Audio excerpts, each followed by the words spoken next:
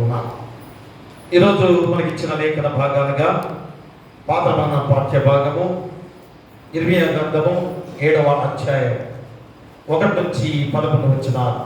ఇర్మియా గ్రంథము 7వ అధ్యాయము 1 నుంచి 7 వచనాలు. ఇర్మియా గ్రంథము 7వ అధ్యాయము 1 నుంచి 7 వచనాలు. ఇది నమ్మక ఏర్పాటు చేయబడిన పాత నిబంధన పాఠ్యభాగము ఇర్మియా గ్రంథము 7వ అధ్యాయము 1 నుంచి 7 వచనాలు. యెహోవా యొద్ద నుండి ఇర్మియాకు ప్రత్యక్షమైన వాక్కు, నీవు యెహోవా మందిర ద్వారమున నిలువబడి ఈ మాట అచ్చటమే ప్రకటింపు. యెహోవాకు నమస్కారం చేయుటకై ఈ ద్వారములో పడి ప్రవేశించి యూదా వారులారా, యెహోవా మాట విను. సైన్యములకు అధిపతియు ఇశ్రాయేలు యొక్క దేవుడు నాకు యెహోవా ఇలాగ సెలవిస్తున్నాడు, నేను ఈ స్థలమున మిమ్మల్ని నివసింపజేయనట్లు మీ మార్గములను మీ క్రియలను దిద్దుకొనుడి. ఈ స్థలము యెహోవా ఆలయం, ఈ స్థలము యెహోవా ఆలయం, ఈ స్థలము యెహోవా ఆలయము అని మీరు చెప్పుకొంచున్నారే. ఈ మోసకరమైన మాటలు ఆధారము చేసుకొనకుడి. అలాగనక మీ మార్గములను మీ క్రియలను మీరు యథార్థముగా చక్కపరుచుకొని ప్రతివాడు తన పొరుగువాని ఎడల తప్పక న్యాయము జరిగించి పరదేశులను, తండ్రి లేని వారిని, విధవరాండ్లను బాలింపకయు, ఈ చోట నిర్దోష రక్తము చిందింపకయు, మీ కీడు కలుగజేయు అన్య దేవతలను అనుసరింపకయు నుండిన ఈ స్థలమున తమకు నిత్యముగా ఉండుటకై పూర్వకాలమున నేను మీ పిల్లలకు ఇచ్చిన దేశమున మిమ్మల్ని కాపురం ఉంచుదును. ఇంతటితో పాత నిబంధన పాఠ్యభాగం ముగించబడింది. పరిశుద్ధుడవగు దేవా, పావన శక్తుడ దేవా, పావన మాత్య దేవా, మనోకలిక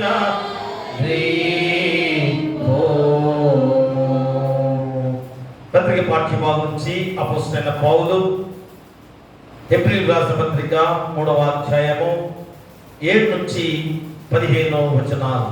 అపోస్తలుడైన పౌలు హెబ్రీయులకు రాసిన పత్రిక 3వ అధ్యాయము 7 నుంచి 15 వచనాలు. ఇది ఏర్పాటు చేయబడిన పత్రిక పాఠ్యభాగము హెబ్రీయులకు రాసిన పత్రిక 3వ అధ్యాయము 7 నుంచి 15 వచనాలు ఇలాగ రాయబడింది.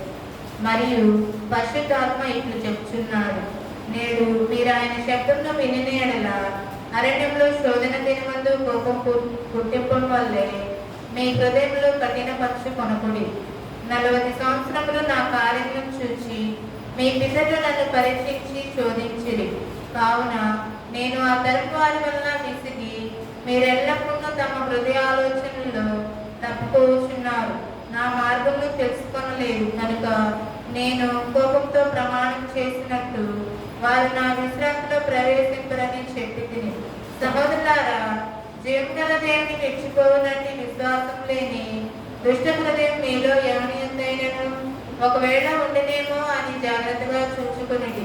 నేడు మీరు ఆయన శబ్దంలో వినినేలా కోపం పుట్టించినప్పటి వల్లే మీ హృదయంలో కఠినపరచుకొనకూడదని ఆయన చెప్పిన కనుక పాపం వల్ల కలుగు భ్రమ చేత మీలో ఎవరినో కఠినపరచుకుంటున్నట్లు నేడు అనబడే సమయం ఉండగానే ప్రతి దినము ఒకరినొకరు బుద్ధి చెప్పుకొనడు.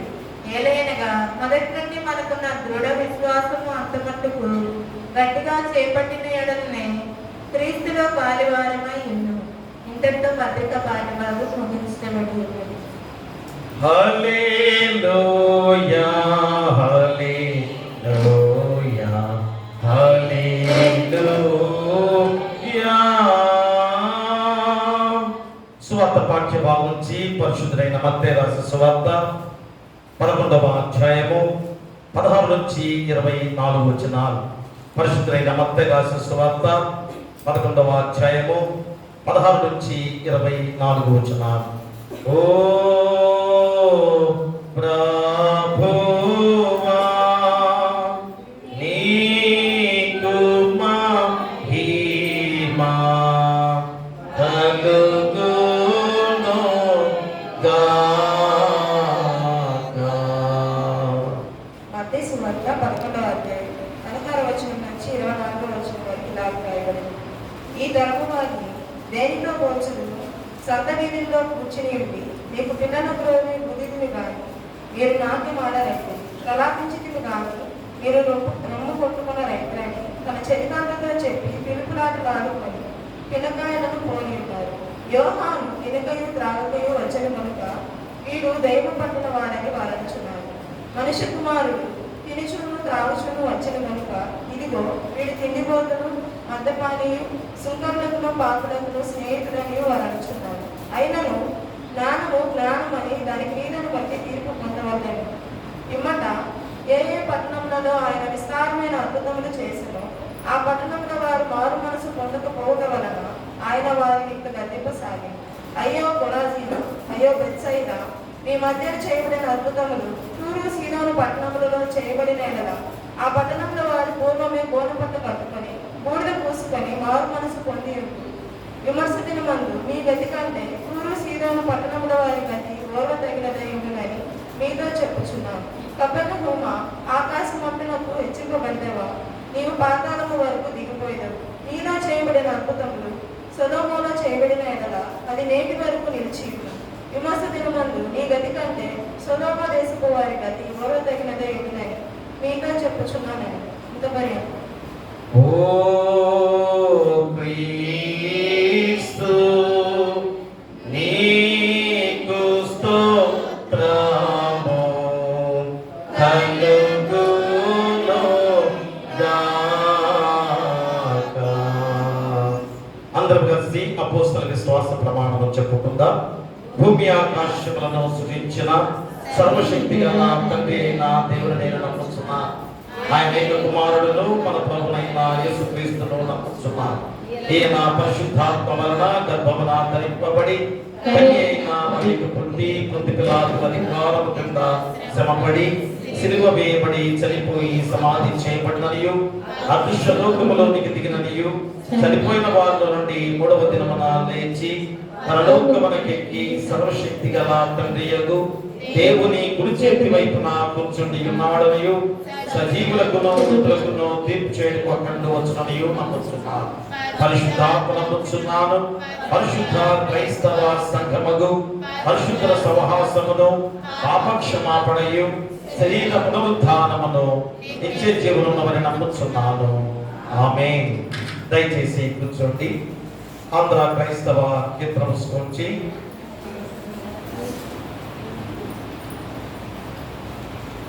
329వ కీర్తన. పాపిని కృప చూపవయ్యా, దాపు చేయుదుని ప్రభు. పాపిని కృప చూపవయ్యా, దాపు చేయుదుని యేసయ్యా. పాపిని కృప చూపవయ్యా, దాపు చేయుదుని యేసయ్యా. పాప భారము కింద శ్రమపడి కృంగియున్నాను యేసయ్యా. పాపిని కృప చూపవయ్యా, దాపు చేయుదుని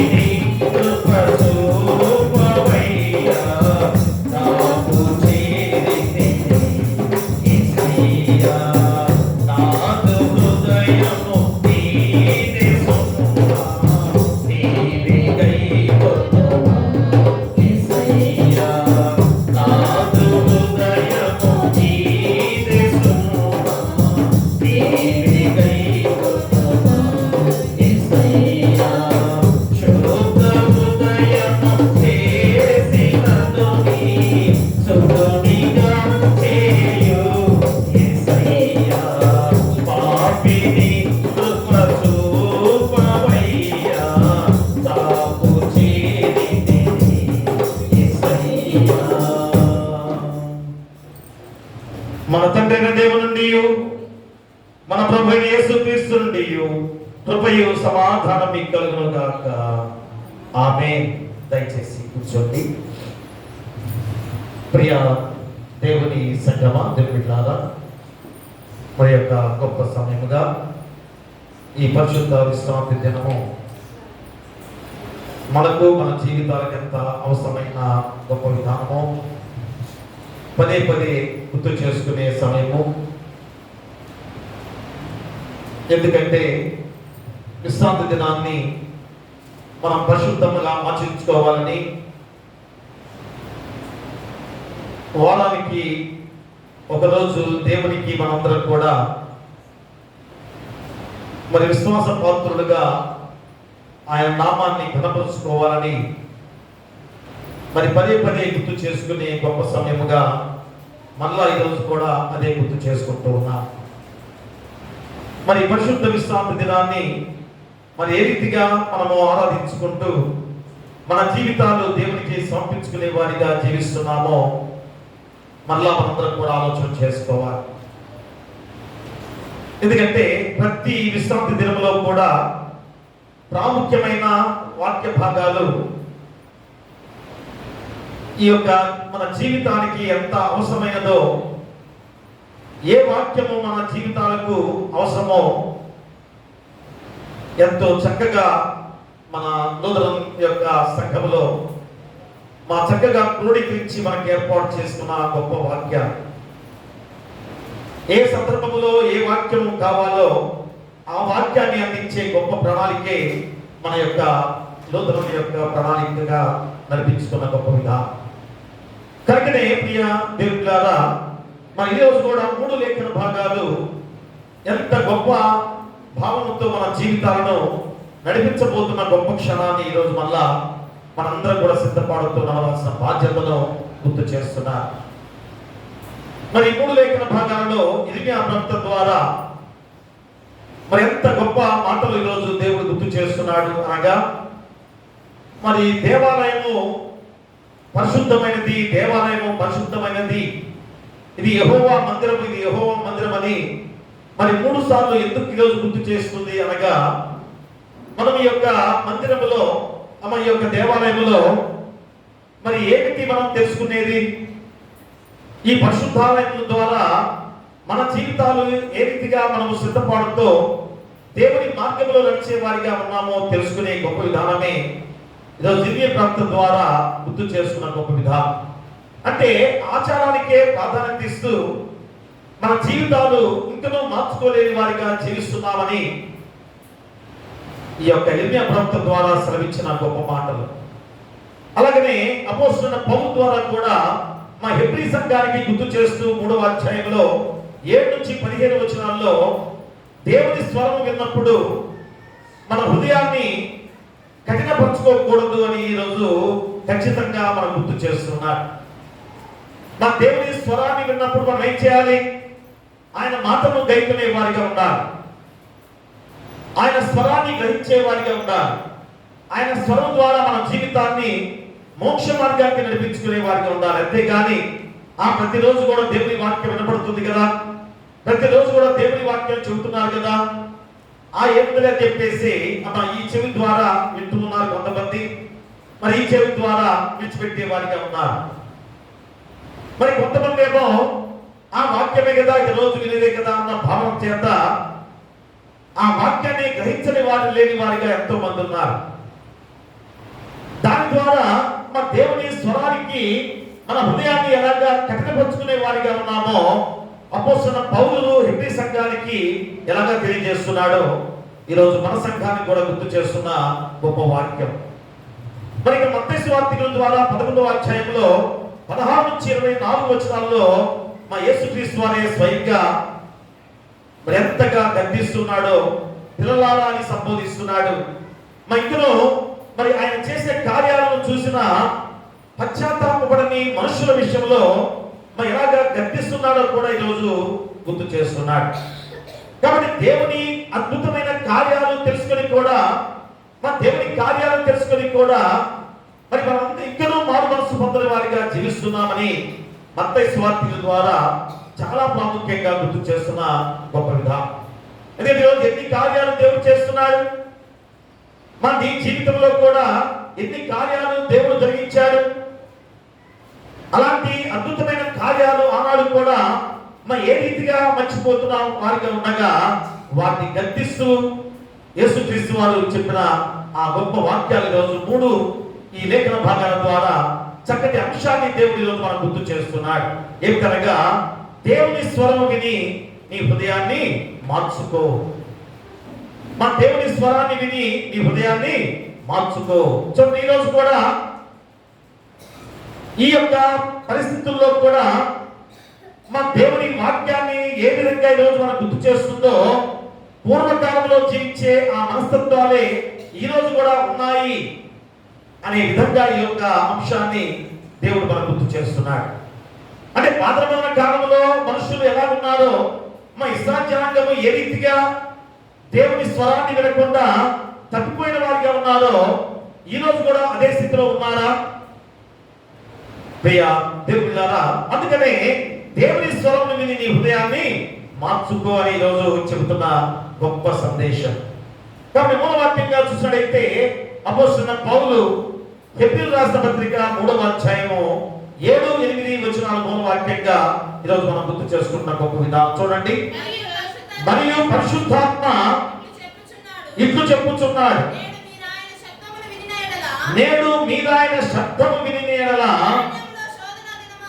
అరణ్యంలో శోధన దినమందు కోపము పుట్టించినప్పటి వలె మీ హృదయములను కఠినపరచుకొనకుడి. ప్రియరా, చూడండి, పరిశుద్ధాత్మ ఇట్లు చెప్పుచున్నాడు.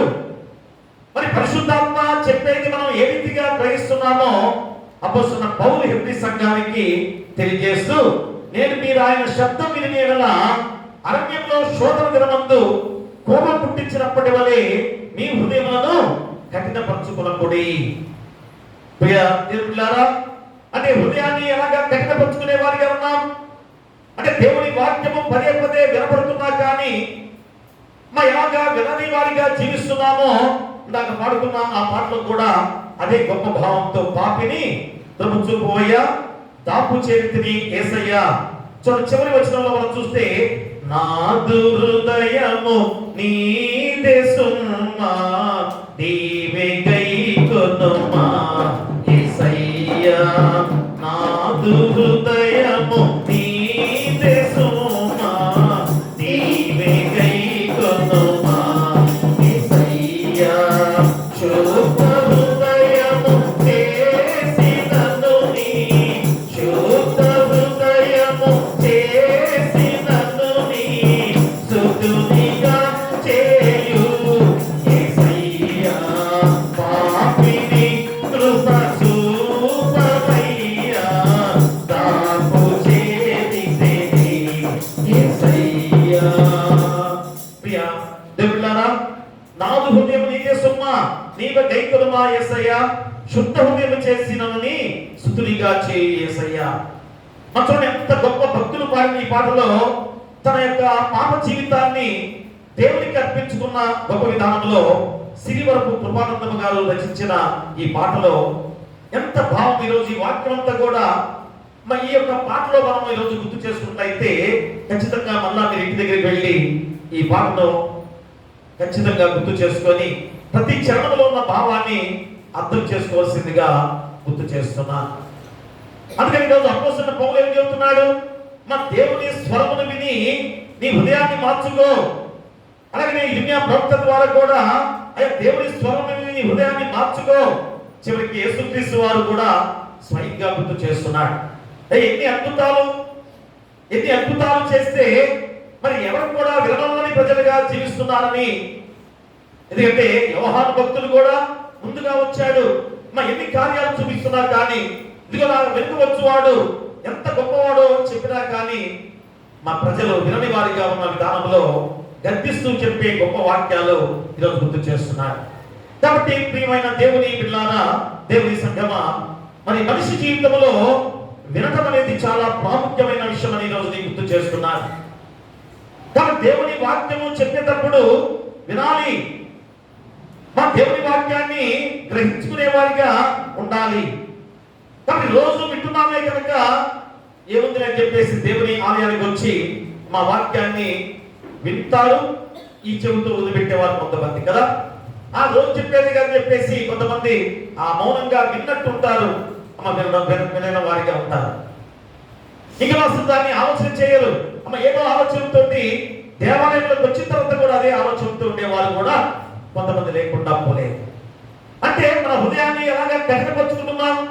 పదే పదే దేవుని స్వరం వినబడుతున్నప్పుడు కూడా మన హృదయాన్ని ఎలాగ కఠినపరుచుకుంటున్నామో ఆలోచన చేసుకోవాలి. అందుకని ఒక తల్లి తన బిడ్డను పిలిస్తే బిడ్డ వినాలా వినకూడదా? మా తల్లిదండ్రులుగా మీ బిడ్డను పిలుస్తారు, వినకపోతే ఏం చేస్తారు? కొడతారు కూడా కదా. మరి చూడండి, ఈరోజు మరి తల్లిగా తండ్రిగా మా దేవుడు సృష్టించిన మనుషులుగా మనమే నీ బిడ్డ మాట వినకపోతే ఎంత కోపం వచ్చేసి ఒక దెబ్బ వేస్తారు కదా. అలాగనే ఒక వైద్యులు కూడా ఏ విధంగా నీకు ప్రమాదం ఉంది, అయ్యా నీకు ఈ జబ్బు ముదిరిపోయింది, అయ్యా చాలా ప్రమాదము అని చెప్పినప్పుడు వినకపోతే ఏమవుతుంది? ప్రాణాలే పోతూ ఉంటాయి. అలాగనే ఒక గురువు, మా యొక్క స్కూల్లో ఉండే గురువు అధ్యాపకుడు కానీ మా ఉపాధ్యాయుడు కానీ వీరందరూ కూడా, లేకపోతే ఒక దేవాలయంలో దేవుని యొక్క బోధ చెప్పే మాసగాళ్ళు కానీ దైవ సేవకులు కానీ, మరి గురువు చెప్పే మా ప్రతి విషయంలో కూడా ఆ చెప్పే దాన్ని విని నీ తప్పులు సరిదిద్దుకుంటే ఏమవుతుంది? మంచి మార్గంలో నువ్వు నడుస్తుంటావు కదా. మరి కానీ ఆ గురువు చెప్పిన మాటని పెడచెవిని పెట్టి ఆ తప్పులు సరిదిద్దుకోకపోతే ఏమవుతుంది? ఖచ్చితంగా నీ జీవితంలో ఫెయిల్ అయ్యే విధానం ఎన్నో సందర్భాల్లో ఆ చదువుకునే బిడ్డల విషయంలో కూడా మనం చూస్తుంటాం కదా. మనకు గురువు చెప్పినప్పుడు వినకపోతే ఏమవుతుంది? పరీక్షలో ఫెయిల్ అవుతారు. ఎప్పుడైతే ఆ మాస్టర్ గారు చెప్పిన మాటలు చెప్పే ఆ బోధన వింటే ఖచ్చితంగా వారు మంచి విజయంతో సాధిస్తారు. ఈరోజు దైవజనులుగా మాస్టర్ గారుగా మేము చెప్పే వాక్యాన్ని కూడా వినేవారిగా ఉన్నట్లయితే ఖచ్చితంగా మోక్ష మార్గానికి చేరుకుంటామని ఖచ్చితంగా ఈ లేఖన భాగాలు మనకు గుర్తు చేస్తున్నాయి. అందుకని ఈ 3 లేఖనాలు ఒక గొప్ప హెచ్చరిక ఈరోజు మనకిస్తూ ఉంది. ఏమని? దేవుడు మాట్లాడుతున్నాడు. ఖచ్చితంగా ఈరోజు మాట్లాడేది నేను కాదు. ఏదో విక్రమాస్ గారు మాట్లాడుతున్నారని మీరు అనుకుంటున్నారేమో, కాదు. ఒక్కసారి మీ పరిశుద్ధాత్మతో దేవుడు నీలో ఉన్న పరిశుద్ధాత్మ చేత నువ్వు ఆలోచన చేసినట్లయితే ఖచ్చితంగా దేవుడే మాట్లాడాడు అని ఖచ్చితంగా నీ ఆలోచన ఉంటుంది అని గుర్తు చేస్తున్నాడు. కాబట్టి దేవుడు మాట్లాడుతున్నాడు కనుక మనిషిగా నీవు నేను మనందరం ఏం చేయాలి? వినాలి. వింటారా? తర్వాత ఇంకను దేవుడు హెచ్చరిస్తున్నాడు, ఎన్నోసార్లు హెచ్చరించాడు, గర్తిస్తున్నాడు. మరి అలా ఏం చేయాలి? మన యొక్క జీవితాన్ని మార్చుకోవాలి. అలాగనే దేవుడు అవకాశం ఇస్తున్నాడు. ఎన్ని అవకాశాలు, ఎన్నిసార్లు ఈ వాక్యాన్ని ఇలాంటి వాక్యాన్ని అంశంతో మనందరం కూడా గుర్తు చేసుకుంటాం కదా. మరి ఏం చేయాలి? స్పందించాలి. మనిషిగా నువ్వు స్పందించాలి అంటే అర్థం ఏంటి? నీ క్రియలు మార్చుకోవాలి, నీ మార్గాన్ని మార్చుకోవాలి. అందుకనే ఈరోజు దేవుడు ఈరోజు మాట్లాడినప్పుడు వినటం ఎంత ముఖ్యమైనదో ఈరోజు బైబిల్లో దేవుడు అనేక విధాలుగా ఈ జీవ గ్రంథంలో ఎన్నో సందర్భాల్లో నీతో మాట్లాడుతున్న మాటలే ఈ లేఖన భాగాలు. కాబట్టి నువ్వేం చేయాలి? ఖచ్చితంగా వినాలి, మారాలి, స్పందించాలి. చేస్తారా? దేవుని వాక్యాన్ని వినాలి, ఖచ్చితంగా నువ్వు మారాలి, తర్వాత స్పందించాలి. ఈ రీతిగా మనము దేవుని వాక్యం ద్వారా, పరిశుద్ధాత్మ ద్వారా, బోధ ద్వారా, జీవిత పరిస్థితుల ద్వారా, దేవుని సేవకుల ద్వారా మరి ఎన్నోసార్లు వాక్యాన్ని గుర్తు చేస్తున్న గొప్ప విధానమే కదా. కానీ మరి ఈరోజు సమస్య అంతా కూడా మరి ఎలాగా ఇక్కడ ఉందో, ఎక్కడ సమస్య ఉందంటే మరి దేవుడు మాట్లాడకపోవడం కాదు కానీ మన హృదయం వినడానికి సిద్ధం లేదు అనేది ఖచ్చితంగా ఈరోజు ముద్ర వేస్తూ చెప్పే సందేశం. దేవుడు మాట్లాడుతున్నాడు. దేవుడు ప్రతిసారి కూడా వాక్యం ద్వారా నీతో మాట్లాడుతున్నాడు. కానీ దేవుడు మాట్లాడుతున్న విషయంలో కాదు, కానీ నీవు నేను మనందరం కూడా నువ్వు దేవుని యొక్క వాక్యాన్ని వినని వారిగా జీవించే విధానాన్ని ఈరోజు నువ్వు గుర్తెరగాలి. కాబట్టి సమస్య ఎక్కడ ఉంది? నీ హృదయము వినడానికి సిద్ధంగా లేదు. నీ హృదయం కనుక వాక్యాన్ని వినేవారిగా ఉన్నట్లయితే నిద్ర వస్తుందా? మా చక్కగా 4 గంటల వరకు కూడా ఆదివారం కనుక 5 గంటల వరకు నిద్రపోతుంటారు. త్వరగా లేచి స్నానాలు చేసి దేవాలయానికి వస్తుంటారు కదా. మరి అంత నిద్రపోయిన తర్వాత కూడా మళ్ళా దేవాలయానికి వచ్చి నిద్రపోతే విధానం చూస్తే మన వాక్యాన్ని వినేవారిగా ఉన్నట్లయితే, నీ హృదయానికి లోపలికి చొప్పించుకునే వారిగా ఉన్నట్లయితే నిద్ర వస్తుందా? వాక్యాన్ని గ్రహించే వారిగా ఉన్నట్లయితే నిద్ర వస్తుందా? కాబట్టి ఖచ్చితంగా మనం గుర్తు చేసుకోవాలి. అందుకని ఈరోజు అపోస్తలుడైన పౌలు హెబ్రీ సంఘానికి కూడా పదే ఈరోజు గుర్తు చేస్తున్నాడు. ఏమని? నేడు ఆయన స్వరము వినని ఎడల, ఎంత గొప్ప మాటలుగా ఈరోజు గుర్తు చేస్తున్నాడు అనగా, ఆయన ఖచ్చితంగా దేవుని స్వరాన్ని వినేవారిగా మీరు ఉండాలి. ఆ స్వరాన్ని విన్న వారిగా ఉన్నట్లయితే నీ జీవితాన్ని మార్చుకొని నీ యొక్క జీవితం స్పందిస్తూ క్రియా జీవితంతో ముందుకు సాగే గొప్ప విధానాన్ని ఈరోజు మనం గుర్తు చేస్తున్నాడు. అందుకని మా ఇర్మియా కూడా అదే గుర్తు చేస్తున్నాడు. ఏమని? ప్రజలు దేవాలయానికి వచ్చేవారిగా ఉన్నారే కానీ, మా దేవుని పేరు చెప్పుకునేవారిగా ఉన్నారే కానీ జీవితాన్ని మార్చుకోకుండా, దేవునికి ఇష్టమైన వారిగా జీవించకుండా ఉన్నారు అని ఈరోజు ఇర్మియా ప్రవక్త ఖండితంగా చెబుతున్న వాక్యం. అలాగే మత్తయి సువార్తలో కూడా మా 11వ అధ్యాయంలో యేసుక్రీస్తు వారు అనేక అద్భుతాలు చేసినప్పటికీ కూడా ఎవరు కూడా పశ్చాత్తాపపడకుండా, అయ్యో దేవుడు నాపై ఎంత మేలు చేశాడు, ఎంతగా నా జీవితాన్ని ఈ అనారోగ్యం నుంచి కాపాడాడు, నాకు ఎంతగా ఈరోజు స్వస్థత చేకూర్చాడు, ఎన్ని అద్భుతాలు దేవుడు చేసిన విధానంలో నేనేం చేయాలి? పశ్చాత్తాపడి మళ్ళా ఆ తప్పులోకి, ఆ పాపంలోకి నేను రాకుండా ఉండాలి. ఇదే చాలా సందర్భాల్లో యేసుక్రీస్తు వారు ఏమంటాడు? పాపము చేయకుము. ఎందుకని? మన పాపం వల్ల వచ్చే రోగాలు, పాపం వల్ల వచ్చే రోగాలు ఎంత భయంకరంగా, ఇంకా పరీక్ష కొరకు వచ్చే రోగాలు కూడా ఉన్నాయంటానికి నిదర్శనం కదా. కాబట్టి ఈరోజు మన పాపం ద్వారా వచ్చే రోగాల విషయంలో నువ్వు పాపము చేయకమని కూడా ఎన్నోసార్లు చెప్పిన సందర్భాలు యేసుక్రీస్తు వారు. మరి నువ్వు పశ్చాత్తాపడవద్దా? కాబట్టి ఈరోజు దేవాది దేవుడుగా మా ఈ యొక్క లేఖన భాగాల ద్వారా ఒక ప్రశ్న నీకు వేస్తున్నాడు. ఏంటనగా, నీవు నా స్వరాన్ని వింటున్నావా? లేక విని కూడా నీ హృదయాన్ని కఠినపరుచుకుంటున్నావా? ఖచ్చితంగా ఈ మాటలు అందరూ కూడా గుర్తు చేసుకోవాలి. నీ స్వరము వినిపించు ప్రభువా, నీ దాసుడాలకించు. నీ స్వరము వినిపించు ప్రభువా, నీ దాసుడాలకించు. ఉదయమున లేచి నీ స్వరము వినుట నాకు ఎంతో మధురము. దినమంతటి కొరకు నన్ను సిద్ధపరచు, రక్షించు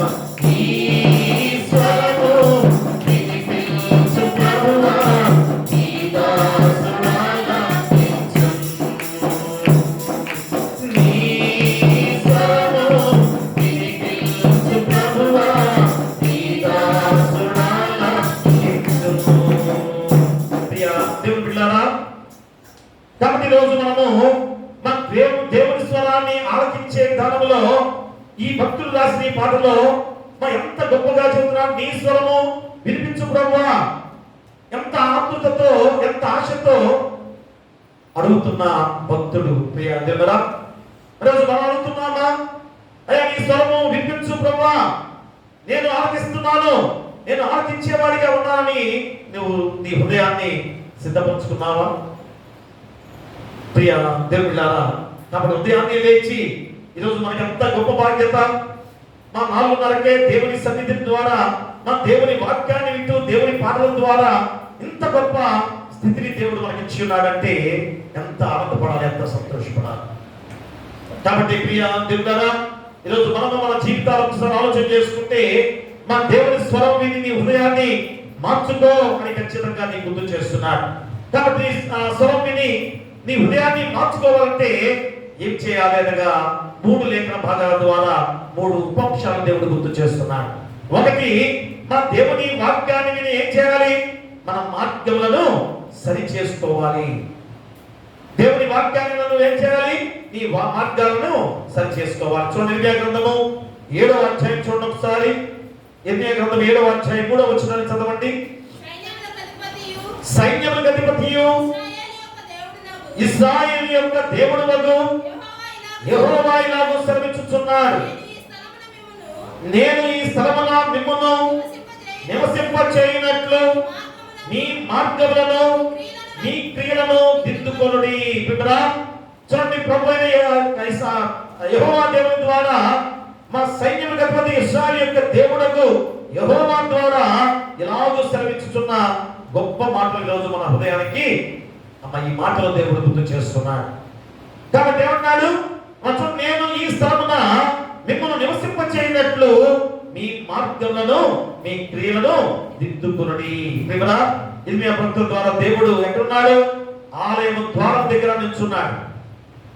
మా దేవుని ఆలయం ద్వారం దగ్గర నిల్చొని ఏ విధంగా ప్రజలకు సందేశము ఇర్మియా ద్వారా ఇప్పిస్తున్న గొప్ప వాక్యం ఈరోజు చూసారా. దేవుడే స్వయంగా ఇర్మియా ప్రవక్త నిల్చోబెట్టాడు ద్వారం దగ్గర.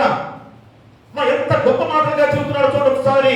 ఆ మొదటి వచనాన్ని మనం చదువుకున్నట్లయితే, యెహోవా యొద్ద నుండి ఇర్మియాకు ప్రత్యక్షమైన వాక్కు, నీవు యెహోవా మందిర ద్వారమున నిలవబడి ఈ మాట అచ్చటనే ప్రకటింపుము, యెహోవాకు నమస్కారం చేయుటకై ఈ ద్వారములలో పడి ప్రవేశించు యూదా వారలారా, యెహోవా మాట వినుడి. చూసారా బిడ్డలారా, మా దేవుడిగా దేవుని మందిర ద్వారం దగ్గర నిల్చొని ఇర్మియా ప్రవక్త ద్వారా అయ్యా ఖచ్చితంగా దేవుని స్వరాన్ని వినండి, దేవుని స్వరాన్ని విని నీ హృదయాన్ని మార్చుకోవాలని చెప్పే గొప్ప మాట. అందుకని ప్రజలలో మాకు తప్పుడు నమ్మకం ఏర్పడిన సందర్భం కూడా ఈ ఇర్మియా ప్రవక్త ద్వారా ఈరోజు మనం గుర్తు చేస్తున్న సందర్భం. అంటే ఏమనుకుంటున్నాం, మా దేవాలయం ద్వారా మేము రక్షించబడుతున్నాం, మా దేవాలయమే, ఈ మందిరమే మనల్ని రక్షించేదిగా ఉన్నది అనుకుంటున్న జీవితాలతో మనందరం జీవిస్తున్నాం కదా. ఈ మందిరము, ఈ దేవాలయం ద్వారా నాకు రక్షణ ఉంది అనుకుంటున్నాం కదా. కానీ ఈరోజు ఇర్మియా ప్రవక్త ద్వారా మనం చెప్పే గొప్ప మాటలు ఏమిటనగా, దేవాది దేవుడు ఈరోజు ఈ వాక్యం ద్వారా చెప్పేది ఏంటంటే, నీ ప్రవర్తనను, నీ క్రియలను సరి చేసుకోమని చెబుతున్నాడు. కానీ నువ్వేం చేస్తున్నావు, ఈ దేవాలయమే నాకు రక్షణ అనే భావంతో ఉన్నావు. కానీ అసలు రక్షణలో మార్గంలో నడిచేది ఎవరు, మా రక్షణలో ఉండాల్సింది ఎవరు, నీవు, నేను, మనమే కదా. అది మర్చిపోతాం కదా. దేవాలయం ద్వారా ఆ మార్గంలో పోతూ అందరూ కూడా శిలువ గుర్తు వేసుకుంటుంటారు కదా, ముందు పెట్టుకుంటుంటారు కదా. అమ్మాయి యొక్క నిత్యమైన రాళ్ళతో కట్టిన దేవాలయం విషయంలో నాకు రక్షణ ఉంది అని అనుకుంటున్నావు. కానీ అసలైన జీవితము నీది అని, నాది అని మనందరినీ ఈరోజు నేను గుర్తు చేస్తున్నాడు. కాబట్టి మా ఖచ్చితంగా ఈ దేవాలయంలో కూర్చున్న నీవేం చేయాలి, నీ ప్రవర్తనను, నీ క్రియలను సరి చేసుకోమని ఈరోజు చెబుతున్న గొప్ప మాటలు. కాబట్టి మా ప్రతి వారం కూడా సంఘానికి వస్తూ ఉన్నాం, మా సంఘముగా దేవాలయానికి వస్తూ ఉన్నాం. మరి ప్రార్థనలు చేస్తూ ఉన్నారు, పాటలేమో చక్కగా పాడేవాడిగా ఉన్నాం, ఇంకా బైబిల్ కూడా చక్కగా చదివేవాడిగానే ఉన్నాం. కానీ మా ఇంకను కానుకలు కూడా ఇచ్చేవాడిగా కూడా ఉన్నాం. ఏమంటారా, నేను ప్రతిది కూడా కానుకలు కూడా ఇస్తున్నాను ప్రతిదానికి అనుకుంటారు కదా. బైబిల్ నేను బాగా చదువుతున్నాను అనుకోవచ్చేమో, పాటలు నేను బాగా పాడచ్చు అనుకోవచ్చేమో కదా. ప్రియరా, ఇవన్నీ కాదని ఈరోజు చెబుతున్నాడు.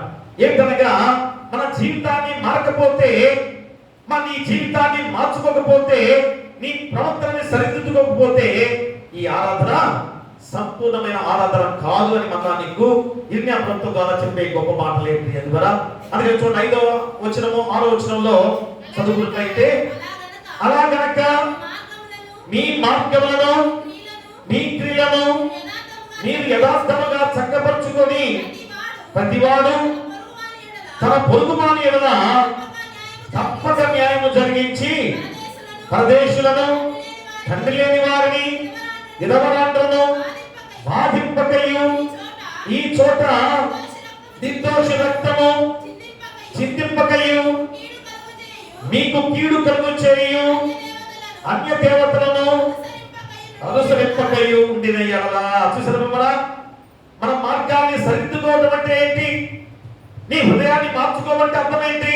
ఇదిగో ఈ యొక్క 5, 6 వచనాల్లో మనం ఖచ్చితంగా నీ గుర్తు చేస్తున్న గొప్ప మాటలే. ఎలాగా? ప్రతివాడు తన పొరుగువాని ఎడల తప్పక న్యాయం జరిగించాలి.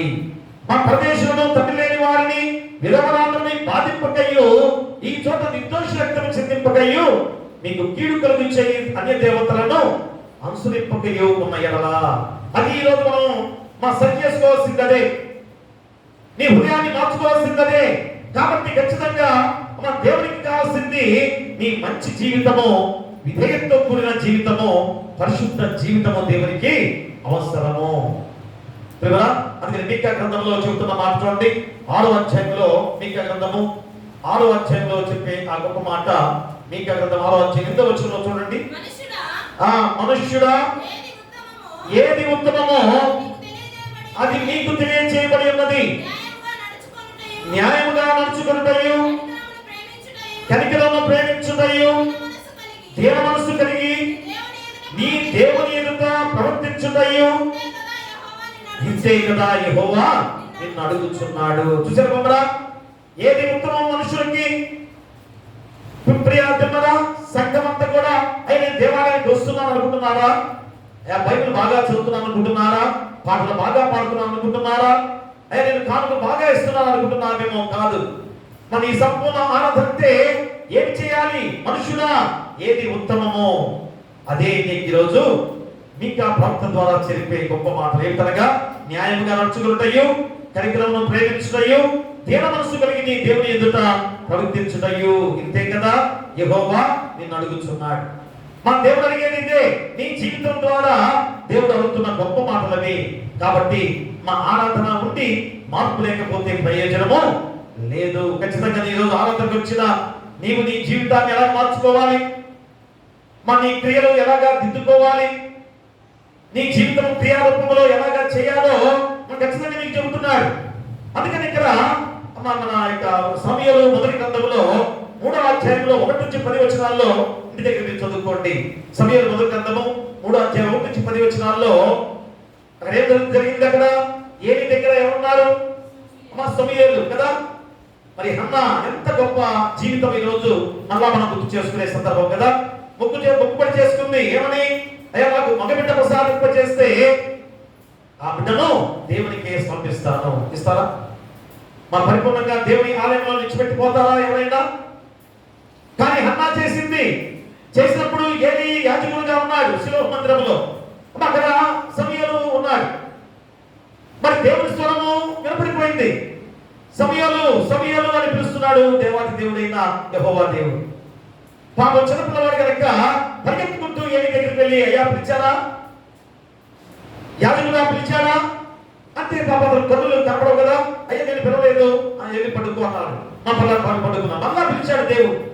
మళ్ళా పరిగెత్తుకుంటూ వెళ్ళాడు. అయ్యా నేను పిలవలేదు అన్నాడు. మళ్ళా 3వసారి వెళ్ళి ఈ విధంగానే అడిగినప్పుడు అప్పుడు ఏలి యాజకుడిగా తెలుసుకున్నాడు ఇది దేవుని స్వరమే.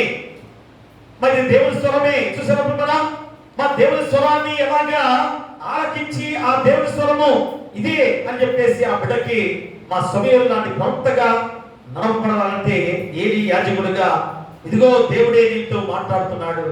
మా దేవుని స్వరమే నీకు వినపడుతుంది కనుక మరి చిత్తం ప్రభువా నీ దాసుడు ఆలకిస్తున్నాడు. అని ఎంత గొప్ప ఆజ్ఞ ఇవ్వమని చెప్పిన గొప్ప సందర్భాన్ని కూడా తెలియజేస్తున్నాడు. చూసారు మిమ్మల్ని మా చిన్న బిడ్డకి ఏలి యాజకుడుగా ఆ చెప్పిన గొప్ప మాటే ఆ ప్రవక్త అయిన ఏలియా ఆ సమూయేలు ప్రవక్తగా అంత గొప్పవాడు కావడానికి అర్థమేంటి?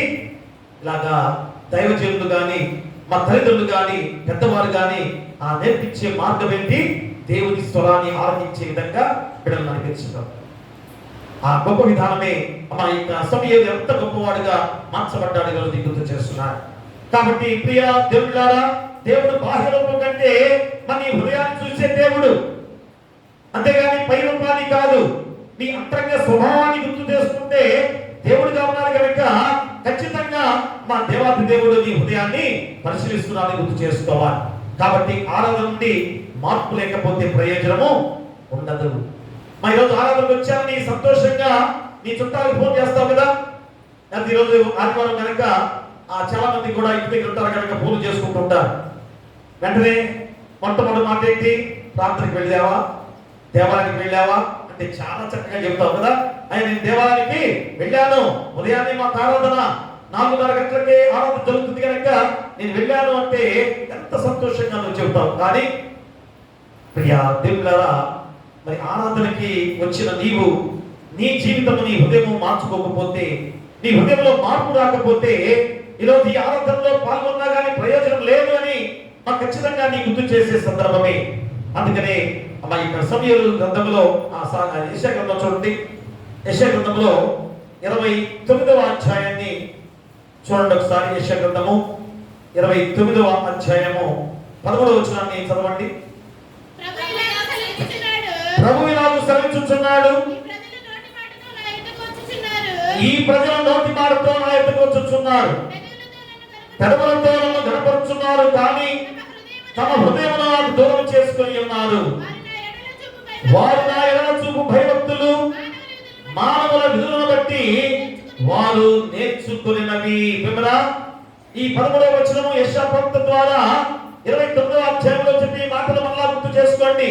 ప్రభువు ఇలాగూ సెలవిచ్చుచున్నాడు, ఈ ప్రజల నోటి మాటతో నా యొద్దకు వచ్చుచున్నారు, పెదవులతో నన్ను గణపరుచున్నారు, కానీ తమ హృదయమును నాకు దూరం చేసుకుని ఉన్నారు.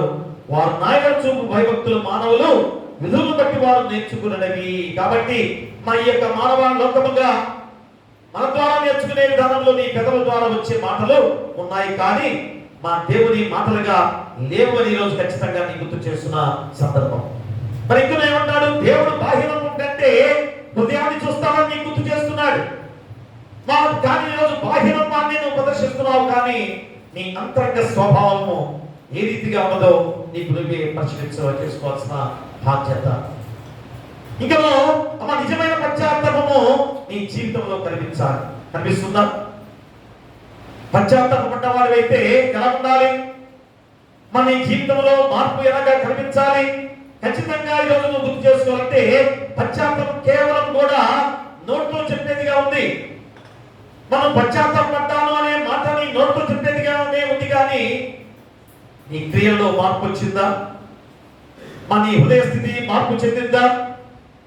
అయ్యే పశ్చాత్తాపడ్డాను, దేవునికి అర్పించుకున్నాను, నా జీవితాన్ని సమర్పించుకున్నాను అంటున్నావే, కానీ మన నీ జీవితంలో నీ జీవిత మార్గంలో కనిపించే స్థితి ఎలాగుందో ఆలోచన చేసుకుంటే మా పుట్టి జక్కయ్యే ఉదాహరణ కదా.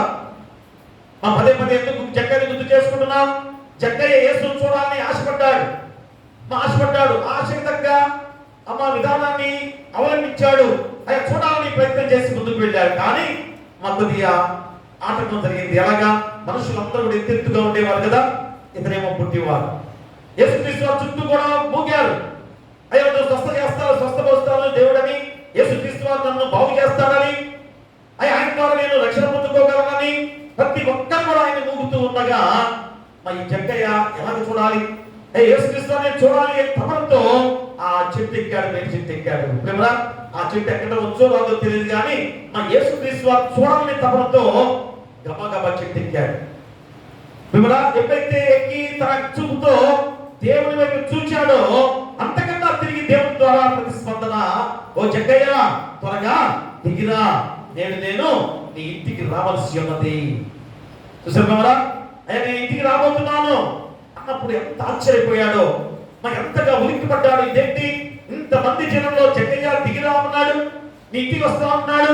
మా అప్పుడే అతని జీవితంలో మార్పు ఈరోజు మా క్షణమే తన జీవితంలో మార్పు కలిగింది. వెంటనే దిగి వచ్చాడు. ఏం చేశాడమ్మా? ఏం చేశాడు?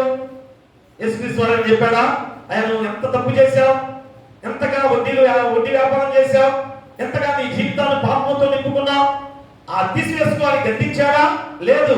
దిగిరా, నేను నీ ఇంటికి రావాల్సి ఉన్నది అన్నప్పుడు మా దిగి వచ్చి, అయ్యా నేను ఎక్కడైతే తప్పు చేశానో తిరిగి 4 రెట్లు తిరిగి వారికి ఇచ్చేస్తాను, మా సగమేమో బీదలకు ఇచ్చేస్తాను. చూసారు కదా మా పశ్చాత్తాపానికి ఆ క్రియారూపం ఏంటో చక్కగా జీవిత స్థితిలో మనందరం కూడా తెలుసుకున్నాం. మరి రోజు నీవు మార్పు చెందావంటే, మన యొక్క జీవితాన్ని మార్చుకున్నానంటే, అయ్యా దేవుని యొక్క నేను భక్తితో ఉండి నా పాప జీవితాన్ని మార్చుకున్నానంటే నీ క్రియల్లో మార్పు కనపడాలి కదా, నీ హృదయంలో మార్పు చూపించాలి కదా. చూపిస్తున్నావా? అదే ఈరోజు ప్రియ దేవుని ద్వారా అందుకనే ఇక్కడ మనం గుర్తు చేస్తున్నాడు. ఏమిటనగా మా పాపాలను దాచకుండా ఒప్పుకొని విడిచిపెట్టేవాడిగా ఉండాలి. ఇంకను దుష్టుడు తన మార్గాన్ని విడిచి యెహోవా వైపు తిరిగేవాడిగా ఉండాలి. ఇంకా నీ అతిక్రమాన్ని విడిచిపెట్టి కొత్త హృదయంతో నువ్వు జీవితాన్ని నడిపించుకోవాలి. ఇంకా నువ్వు వాక్యాన్ని వినేవారే కాక దాని ప్రకారం చేసేవాడిగా ఉండాలి. మరి మా పాపాలు ఒప్పుకుంటే మా దేవుడు క్షమించే దేవుడిగా ఉన్నాడు అనేది నువ్వు గుర్తిరగాలి.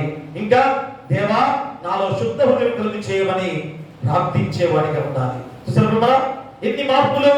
మరి ఇవన్నీ కూడా నీ జీవితంలో కలిగిన మార్పులు. దేనికి? పశ్చాత్తాపానికి మార్పు కలిగిన జీవితంలో కలిగే గొప్ప మాటలు ఇవన్నీ కూడా.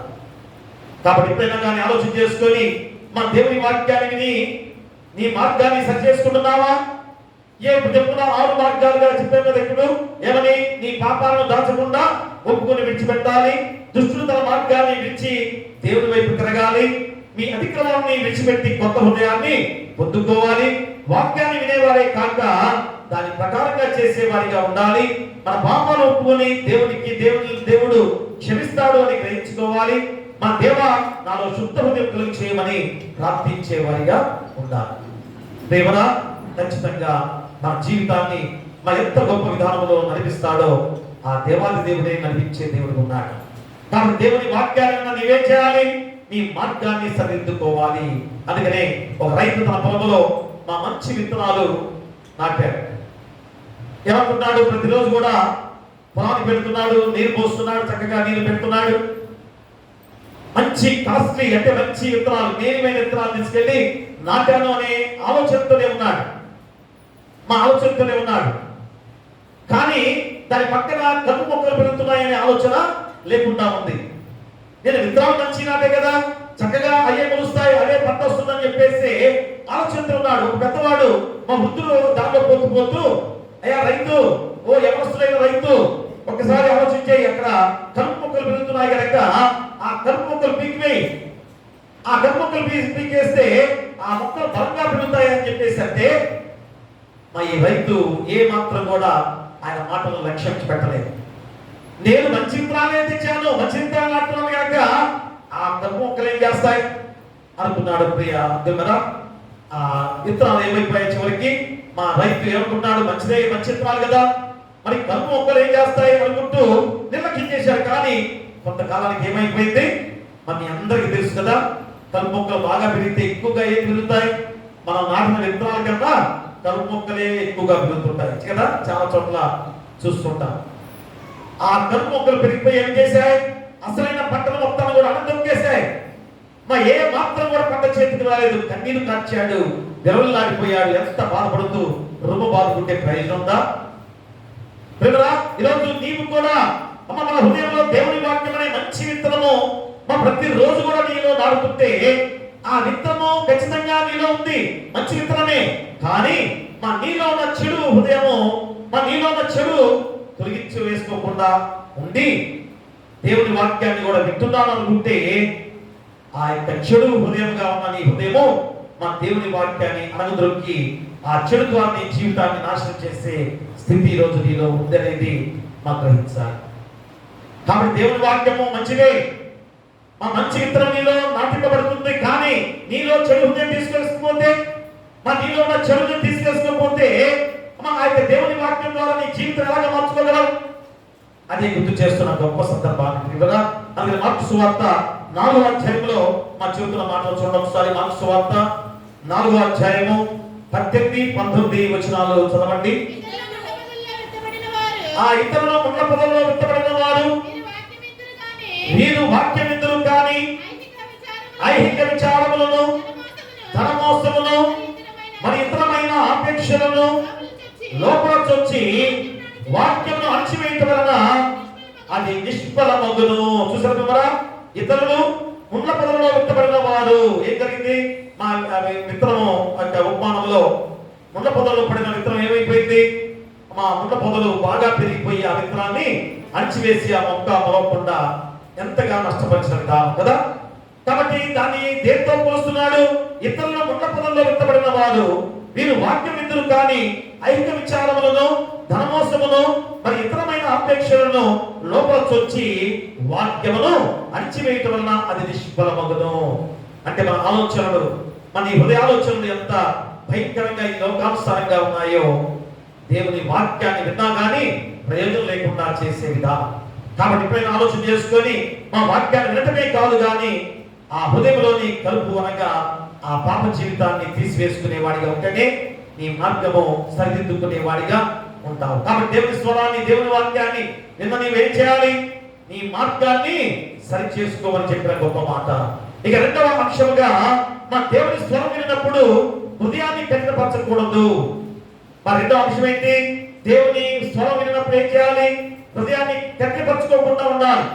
చూడండి, అపోస్తలుడైన పౌలు ఎఫెసీయులకు రాసిన పత్రిక 3వ అధ్యాయం 8వ వచనాన్ని మనం చదువుకుందాం.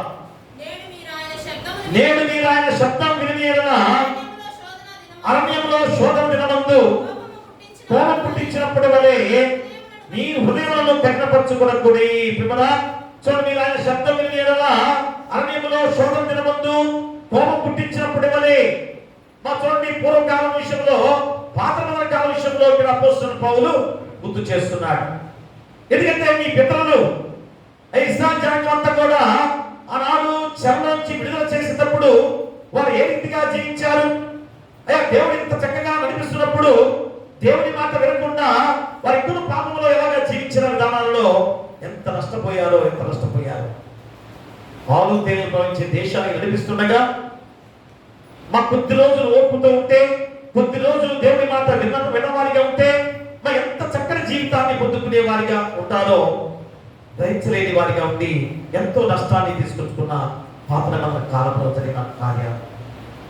మరి ఈరోజు కూడా అదే స్థితిలో ఉన్నారా? ఈరోజు అదే స్థితిలో ఉన్నామేమో ఒకసారి ఆలోచన చేసుకుంటున్నారా? ఖచ్చితంగా అపోస్తలుడైన పౌలు చెప్పే మాట ఇదే.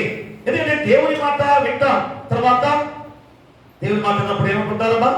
ఇది నాకు వర్తించదులే, నాకెందుకు, నేను దేవుని ఆలయానికి వెళ్తున్నాను లేదా వాక్యం వింటున్నానని మనసు అనుకుంటూ ఈ వాక్యం నాకు వర్తించదు అనే వారుగా ఉంటారు. మళ్ళీ దేవుడు మాట్లాడుతున్న సమయంలో ఆ తర్వాత చూద్దామని, సరే మరి ఈ వాక్యాన్ని తర్వాత విందామలే అని చెప్పేసి ఆ వాక్యాన్ని మళ్ళా హృదయంలో లేకుండా చేసుకుంటున్నాం. తర్వాత వాక్యము మన తప్పును చూపిస్తుంది. అయ్యో, నువ్వు చేసే తప్పును కూడా ఈ వాక్యం చూపిస్తుంది. మాకు చూపిస్తున్నప్పుడు కూడా ఏమనుకుంటారు? పదే అమ్మ ఏంటంగా ఇది నాకు అవసరం లేదు, ఈ వాక్యం నాకెందుకు? ఒక యవనస్తుడు అధికారిగా ఉన్నవాడు, ఒక ధనవంతుడిగా ఉన్నాడు. ఏం జరిగింది? అయ్యా, నేను నిత్య జీవం పొందుకోవాలంటే ఏం చేయాలని ప్రయత్నించుకుంటూ వచ్చాడు. ఎందుకని? తన జీవితం ఎంతో గొప్పగా ఉందని ఆలోచన చేసుకున్నాడు. నేను ఖచ్చితంగా దేవుని రాజ్యానికి వారసుడు అనుకున్నాడు. పరిగెత్తుకుంటూ వెళ్ళి అడిగేసరికి ఆ దేవాది దేవుడిగా యేసుక్రీస్తు వారు చెప్పిన గొప్ప మాటల్లో ఆజ్ఞను పాటించు. ఆజ్ఞలు చిన్నప్పుడే నేర్చుకుని పాటిస్తున్నాయ్యా అని ఎంతో చక్కగా చెప్పాడు కదా. సరే, ఇంకేమిటి? అన్ని కూడా నువ్వు చేసావు కనుక నీ ఆస్తి కూడా వీళ్ళకి ఇచ్చేసి నన్ను వెంబడించు. ఎంత శోధనకరమైన మాట దేవుని మాటగా అతని హృదయంలో అమ్మ ఈరోజు మారుమోగిపోయిందో కదా.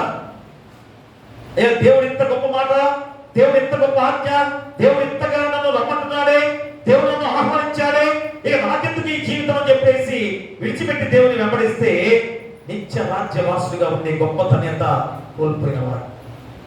అయ్యో, ఇంత ఆస్తి, ఇంత ఐశ్వర్యాన్ని విడిచిపెట్టి నేను రావాలా అని అనుకొని వెంటనే యేసుక్రీస్తు వారు చెప్పిన మాటలు నమ్మకుండా, విశ్వసించకుండా విడిచిపెట్టిపోయి పారిపోయాడు. ఆ పారిపోయిన జీవితమే అగ్నిగుండంలో అగ్ని ఆరదు, పురుగు చావదుగా కేకలు వేస్తున్న సందర్భం ప్రియులారా. అంటే ఈరోజు నీవు కూడా మనం కూడా ఎలాగా దేవుని స్వరాన్ని విన్నప్పుడు నీ హృదయాన్ని కఠినపరచుకోవద్దు. పదే పదే ఎన్నిసార్లు వాక్యాన్ని విన్నాము, కానీ వాక్యాన్ని అనుసరించి నచ్చామా? చూసారా, అపోస్తలుడు పౌలు సంఘానికి చెబుతున్నాడు, అయ్యా వాక్యాన్ని ఆ దేవుని స్వరముగా నీ హృదయంలో భద్రపరుచుకున్నట్లయితే, ఆ వాక్యానుసారంగా నువ్వు నడిచినట్లయితే ఖచ్చితంగా నీ జీవితము గొప్ప జీవితమే. కానీ వాక్యాన్ని వింటున్నాం మర్చిపోతున్నాం అంటే హృదయాన్ని కఠినపరుచుకుంటున్నాం, ఒక రాయిలాగా చేసుకుంటున్నాం. అందుకనే ఒక చిన్న ఉదాహరణగా, ఆ రాయి మీద నీళ్లు పోస్తాం కదమ్మా. ఒక రాయి మీద నీళ్లు పోస్తే ఆ రాయి ఏమన్నా కరిగిపోతుందా? ఇన్ని రోజులకైనా మళ్ళా రాయిగానే ఉంటుంది. కానీ ఒక మెత్తటి నేలలో నీరు పోస్తే ఏమవుతుంది? ఏమవుతుంది? ఆ నీరు భూమిలో ఇంకిపోతుంది, దాంట్లో ఎండిపోతుంది కదా. ఈరోజు నీ హృదయం కూడా, నీ గుండె కూడా, నీ హృదయం కూడా రాతి గుండె వలె ఉందా? మా మెత్తటి హృదయముగా మాంసం గుండెగా మార్చిన దేవుడు మా వాక్యాన్ని నీకు చెబుతున్నప్పుడు ఆ వాక్యాన్ని వినకుండా మా రాయి వలె నువ్వు చేసుకునే వారిగా కఠినపరుచుకుంటున్నావా? అది అపోస్తలుడైన పౌలు ఎంతో చక్కగా చెప్పిన ఈ సందర్భాన్ని మనం గుర్తు చేసుకోవాలి. కాబట్టి వాక్యము అందరికీ వినిపిస్తుంది, కానీ అందరి హృదయంలో ఫలించదు అని ఖచ్చితంగా చెబుతున్నాడు. లూకాసు వార్త 18వ అధ్యాయం చూడండి ఒకసారి. మా లూకాసు వార్త 18వ అధ్యాయము 11 నుంచి 15 వచనాలు మనం చదువుకుందాం. 18వ అధ్యాయము. మనుషులు నిలబడి,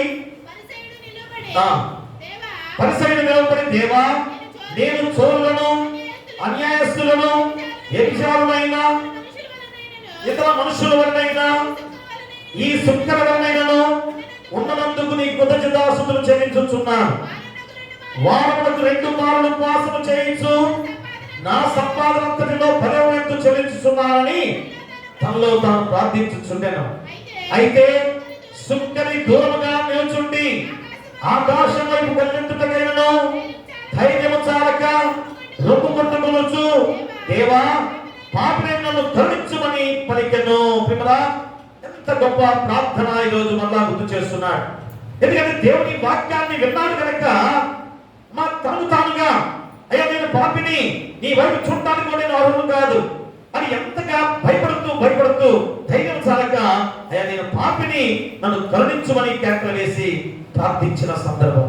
అయ్యా పాపిని నన్ను కరుణించుము అది దేవుని వాక్యాన్ని ఉన్న ప్రతి ఒక్కరు కూడా నాకు నేనుగా, నీకు నువ్వుగా, మనందరికి మనముగా ఆలోచన చేసుకోవాలి.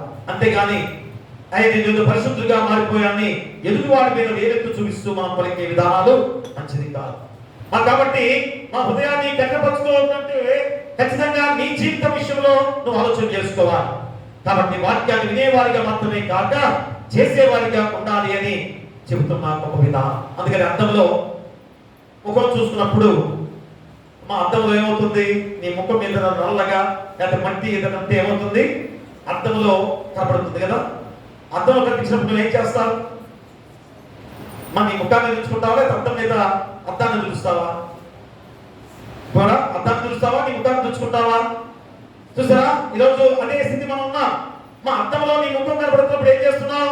అయ్యా ఇదిగో ముఖం మీద ఉన్న నలుపును కానీ మట్టి కానీ ఆ అర్థంలో కనిపించినప్పుడు అర్థాన్ని చూస్తున్నావే, కానీ నీలో నీ యొక్క ముఖం మీద ఉన్న ఆ నలుపును, ఆ మురికిని తుడుచుకోకుండా జీవిస్తున్నావు అనేది ఈరోజు అపోస్తలుడైన పౌలు హెబ్రీ సంఘానికి తెలియజేసే గొప్ప సందర్భం. కాబట్టి ఈరోజు దేవుడు మనతో ఏ విషయాన్ని గురించి మాట్లాడుతున్నాడో ఆలోచన చేస్తున్నావా?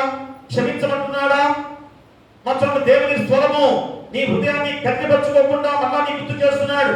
ఏమని? క్షమించమంటున్నాడా? కోపాన్ని విడిచిపెట్టమంటున్నాడా? ప్రార్థనలోకి రావాలని చెబుతున్నాడా? లేకపోతే ఏదైనా తప్పు అలవాట్లు విడిచిపెట్టమని నీకు చెబుతున్నాడా? కుటుంబంలో ప్రేమగా ఉండమంటున్నాడా? ఎవరికైనా సహాయం చేయమని చెబుతున్నాడా? చూసారు, దేవుని స్వరము ఇవే నీకు చెప్పే స్వరంతో ఉన్న మాటలు, దేవుని స్వరం ఉన్న మాటలివే. కాబట్టి ఇన్ని గొప్ప మాటలు, మంచి మాటలు దేవుని స్వరం ద్వారా నీకు వినపడుతుండగా నీ హృదయాన్ని కఠినపరుచుకుంటూ ఈరోజు మనుషుల మీదకి మనుషులు లేస్తున్నారు కదా. కక్షలు కార్పణ్యాలతో ఇంట్లో జీవిస్తున్నాం కదా. తోటి మానవ విషయంలో ప్రేమ చూపించలేక ఏ విధంగా జీవిస్తున్నామో ఆలోచన చేస్తున్నారా? కాబట్టి దేవుని స్వరాన్ని మా ఖచ్చితంగా నువ్వు గ్రహించి వాయిదా వేయవద్దని నీకు ఖచ్చితంగా నీకు గుర్తు చేస్తున్నాడు. అందుకనే మా ఒక గ్రామంలో ఒక పెద్ద గంట ఉంది. ఆ గంట ప్రతిరోజు కూడా మోగుతున్నప్పుడు ప్రజలందరూ కూడా మౌనంగా కాసేపు ఆగిపోతారు. కానీ ఒక యవనస్తుడు ఆ గంట మోగుతున్నా కానీ పని చేసుకుంటుంటాడు. ఏ మాత్రం కూడా ఆ గంటను లక్ష్యం చేయకుండా తన పని జాగ్రత్త చేసుకుంటే చాలా మంది వచ్చి అడిగారు, అయ్యా మేమందరూ కూడా ఆ గంట స్థలం ఉన్నప్పుడు మేమందరూ కూడా నిల్చుంటామే, మరి నువ్వు ఒక్కడేంటి ఇలాగనే ఆ గంట మోగుతున్నప్పుడు నీ పని నువ్వు చేసుకుంటావు అంటే ఆ కుర్రవాడు యవనస్తుడు అన్నాడు, ఏమని, అయ్యా ప్రతిరోజు కూడా ఎప్పుడే గంటకి ఏం చేస్తాం, ప్రతిరోజు కూడా గంట పడుతుంది, అది నాకు విడిపోయింది, ఆ గంట సమయం నాలో ఉంది కనుక దాన్ని లక్ష్యం చేయట్లేదు. మా ఈరోజు క్రైస్తవులుగా నీవు నేను మనం కూడా ఎలా ఉన్నాం? అమ్మ నీ హృదయ స్థితి ఎలా ఉందో ఆలోచన చేస్తున్నావా? దేవుని వాక్యమేమో బాగా ప్రజలబడుతుంది. మా దేవుని వాక్యం ప్రతిరోజు వినబడుతుంది కదా. ప్రతిరోజు వినపడే వాక్యాన్ని నేను గ్రహించుకోవాలా? ఏదో ఒక రోజు అయితే నేను వాక్యాన్ని గ్రహించుకొని ఏదో కాసేపు ఆలోచన చేస్తాను అనుకుంటున్నావు కదా. ప్రతిరోజు దేవుని వాక్యాన్ని వినపడుతున్నా కానీ మా మనలో మన హృదయంలో మార్పు జరగలేదంటే అర్థం ఏంటి? నీ హృదయాన్ని కఠినపరుచుకుంటున్నావు. నీ హృదయాన్ని కఠినపరుచుకుంటున్నావు అన్న ఆ గొప్ప మాటలు ఈరోజు నీకు గుర్తు చేస్తున్నాడు. కాబట్టి ప్రియ దేవుని బిడ్డలారా, అపోస్తలుడైన పౌలు ఎంత గొప్పగా ఈరోజు చెప్తున్న ఈ మాటల్లో హెబ్రీ సంఘానికి తెలియజేస్తూ చెప్పిన మాటలు. ఎందుకంటే క్రైస్తవ జీవితంలో కూడా ఇలాంటి ప్రమాదం ఈరోజు ఉంది అనేది అపోస్తలుడైన పౌలు ద్వారా నీకు చెప్పిన గొప్ప విధానం. ఎందుకంటే ప్రతి ఆదివారము చక్కటి అంశంతో వాక్యాన్ని వింటూ ఉంటాం కదా. ప్రతి రోజు కూడా నువ్వు వాక్యాన్ని అంశంతో ఈరోజు నువ్వు చెప్పినప్పుడు ఏం చేయాలి? దేవుని స్వరాన్ని విని హృదయాన్ని మార్చుకోవాలని చెప్పావు కదా. మా హృదయాన్ని మార్చుకోవాలంటే ఏం చేయాలి? దేవుని స్వరం విన్నప్పుడు నీ మార్గాన్ని సరి చేసుకోమని చెప్పారు. మా దేవుని స్వరాన్ని విన్నప్పుడు ఏం చేయాలి? మా ఖచ్చితంగా ఆ హృదయాన్ని మార్చుకునే విధానంలో నీ హృదయాన్ని కఠినపరచుకోకుండా ఏమే వాక్యమే ప్రతిరోజు చెప్పే వాక్యం ఏంటన్నాం కదా, దాన్ని ఏం లక్ష్య పెట్టాలా అని అనుకుని నీ హృదయాన్ని కఠినపరచుకుంటున్నావు. అలా కఠినపరచుకోవద్దు. దేవుడు చెప్పిన ఈ మాటలు మా ఖచ్చితంగా ఈరోజు క్రైస్తవులుగా నీ జీవితంలో కూడా ఉందని గుర్తు చేస్తున్నాడు. ఇక చివరిగా మూడవదిగా మనం గుర్తు చేసుకున్నాం. ఒక్కసారి చూడండి, హెబ్రీ రాసిన పత్రిక 3వ అధ్యాయంలో 15వ వచనాన్ని చదవండి. 3వ అధ్యాయంలో 15వ వచనాన్ని మనం చదువుకుందాం.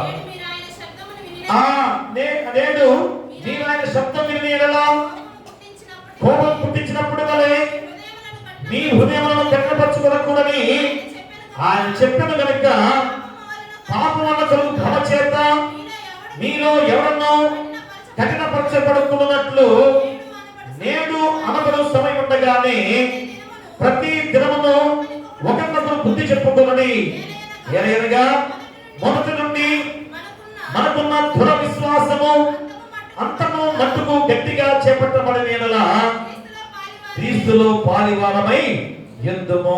చూసారు కదా, నీ హృదయాన్ని కఠినపరచుకోకుండా ఖచ్చితంగా మనందరం కూడా మా విశ్వాసము అంతమట్టు గట్టిగా చేపట్టిన యెడల క్రీస్తులో పాలివారమై ఉందుము. ఖచ్చితంగా దేవుని వాక్యాన్ని వాక్యానుసారంగా జీవిస్తే నేను ఎంత ధన్యులుగా చేయబోతున్నాడు. కాబట్టి ఇప్పుడైనా గమనించుకొని దేవుని స్వరం విన్నప్పుడు నీ హృదయాన్ని కఠినపరచుకోవద్దు అని మరణాన్ని గుర్తు చేస్తున్నాడు. ఇక చివరిగా మూడవది, మా దేవుని హెచ్చరికకు స్పందించి పశ్చాత్తాపపడాలి. చూసారా ఏమన్నాడు? దేవుని హెచ్చరికకు స్పందించి పశ్చాత్తాపడాలి. మత్తయి సువార్త 11వ అధ్యాయం చూడండి. అక్కడ మత్తయి సువార్త 11వ అధ్యాయంలో 20వ వచనం చదవండి. మరియు మీరు ఏ పట్టణంలోనైనాను సరే 20వ వచనం కదా, చదవండి. పిమ్మట ఏ పట్టణములలో ఆయన విస్తారమైన అద్భుతములు చేసెనో ఆ పట్టణముల గలవారు మారు మనస్సు పొందకపోవటం వలన ఆయన వారిని ఇట్లు గద్దింపసాగెను. ఎంత ఒక్క వచనంలో ఈరోజు మన జీవితాలను మార్చుకోవాల్సిన సందర్భాన్ని యేసుక్రీస్తు వారే స్వయంగా చెబుతున్న గొప్ప మాటలు. మా పిమ్మట ఏ పట్టణంలో ఆయన విస్తారమైన అద్భుతములు చేసెనో ఆ పట్టణముల వారు మారు మనస్సు పొందకపోవటం వలన ఆయన వారిని ఇట్లు గద్దింపసాగెను. ఈరోజు నీ హృదయాన్ని కూడా గద్దిస్తున్నాడు.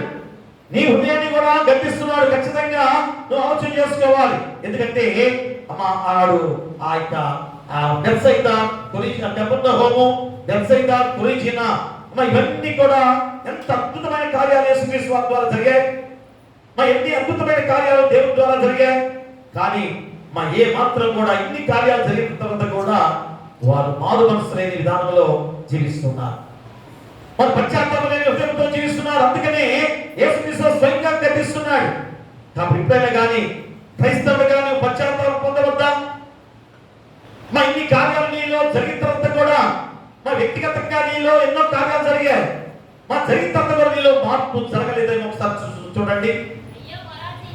అయ్యో కొరాజీనా, అయ్యో బెత్సయిదా, మీ మధ్యలో చేయబడిన అద్భుతములను తూరు సీదోను పట్టణములలో చేయబడిన యెడల ఆ పట్టణంలో వారు పూర్వమే గోనె పట్ట కట్టుకొని బూడిద వేసుకొని మారు మనసు పొంది ఉందరు. చూసారా, ఈ పట్టణంలో జరిగిన అద్భుతమైన కార్యాలకి తూరు సీదోను పట్టణంలో చేసినట్లయితే వారు ఎంతగా మార్పు చెందేవారేమో. అయ్యా, మీ కొరకు ఎంత ప్రయాసపడ్డా కానీ మీరు మార్పు చెందలేని వారిగా జీవిస్తున్నారు. ఈ ఒక్క మాట చాలు మన జీవితాలు. ఈరోజు చౌడవరము ప్రాక్షి సంఘము కూడా ఈ మాటకి మనందరం కూడా బాధ్యులమే, ఈ వాక్యానికి మనందరం కూడా బాధ్యులమే. కాబట్టి ఇప్పుడైనా కానీ క్రైస్తవుగా నువ్వు మార్పు చెంది ఏం పడుకోవాలి? ఇదిగో భక్తులు పాట రావయ్య యేసునాథా మా రక్షణ మార్గము నీ సేవ చేయమము చేపట్టుటకు రావయ్య యేసునాథా, రావయ్య యేసునాథా మా రక్షణ మార్గము నీ సేవ చేయమము చేపట్టుటకు రావయ్య యేసునాథా.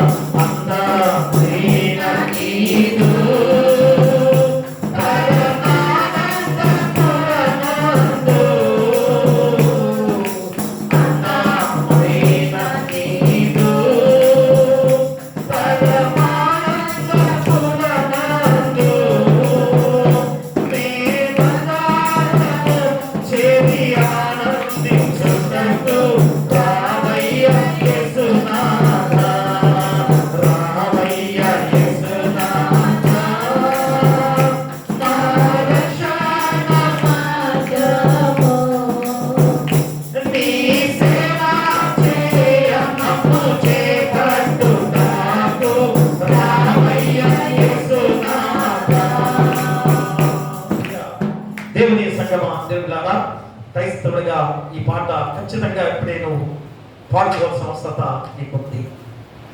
ఎందుకనగా బాప్తిస్మ యోహాను వచ్చాడు. ఎంత భయంకరంగా బాప్తిస్మ యోహాన్ని ఏ రీతిగా వారు అనుకున్నారు చూడండి. అక్కడ 16వ వచనంలో నీకు గుర్తు చేస్తున్న మాటలు, ఈ తరం వారిని దేనితో పోల్చుదును? సంత వీధులలో కూర్చుని ఉండి మీకు పిల్లలతో ఊదితివి కానీ మీరు నాట్యమాడరైతిరి, ప్రలాపించితివి కానీ మీరు రొమ్ము కొట్టుకుని రైతిరి అని తమ చెలికాటలతో చెప్పి పిరుగులాట్లాడుకుని పిల్లకాయలను పోలి ఉన్నారు. యోహాను తినకయు త్రాగకయు వచ్చెను కనుక వీడు దెయ్యం పట్టిన వాడని వారు అనుచున్నారు. మనుష్య కుమారుడు తినుచును త్రాగుచును వచ్చిన గనక ఇదిగో వీడు తిండిపోతును మద్యపానియు సుంకర్లకును పాపులకును స్నేహితులని వారు అనుచున్నారు. ఆయనను జ్ఞానమని దాని క్రియలను బట్టి తీర్పు పొందుతున్నాను.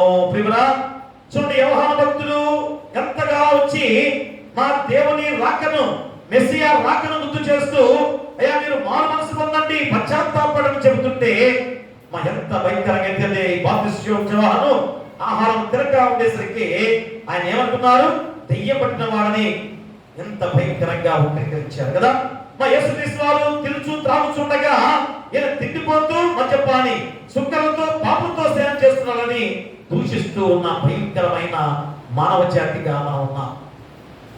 అందుకనే ఏమన్నాడు? పిల్లకాయలతో పోల్చి ఏమన్నాడు? పిల్లకాయలు మన జీవితాలను పిల్లకాయలతో పోల్చి చెప్తున్న విధానం అంటే ఎంత భయంకరంగా మన జీవితాలు ఉన్నాయో, మనం ఎంత భయంకరంగా ఉన్నామో ఈరోజు మళ్ళా నీ గుర్తు చేస్తూ హెచ్చరికతో గద్దింపుతో వాక్యాన్ని నీ గుర్తు చేస్తున్నాడు. అందుకనే 22వ వచనంలో చెబుతున్నాడు చూడండి, అక్కడ విమర్శన దినమందు నీ గతి కంటే తూరు సీదోను పట్టణముల వారి గతి ఓర్వదగినదని నీతో చెప్పుచున్నాను. కపెర్నహూమా, ఆకాశమంతలో హెచ్చింపబడతావా? నీవు పాతాళం వరకు దిగిపోయేదవు. నీలో చేయబడిన అద్భుతములు సొదొమలో చేయబడినదా అది నేటి వరకు నుంచి ఉండును. విమర్శన దినమందు నీ గతి కంటే సొదొమ దేశపు వారి గతి ఓర్వదగినదని నీతో చెప్పుచున్నాను. వివరా అంటే పూర్వంగా సొదొమ గుమారుల పట్టణాల కన్నా మా ఇప్పుడున్న పట్టణాలు ఎంత భయంకరంగా ఉన్నాయో చెప్పకనే చెప్పే మాటలు.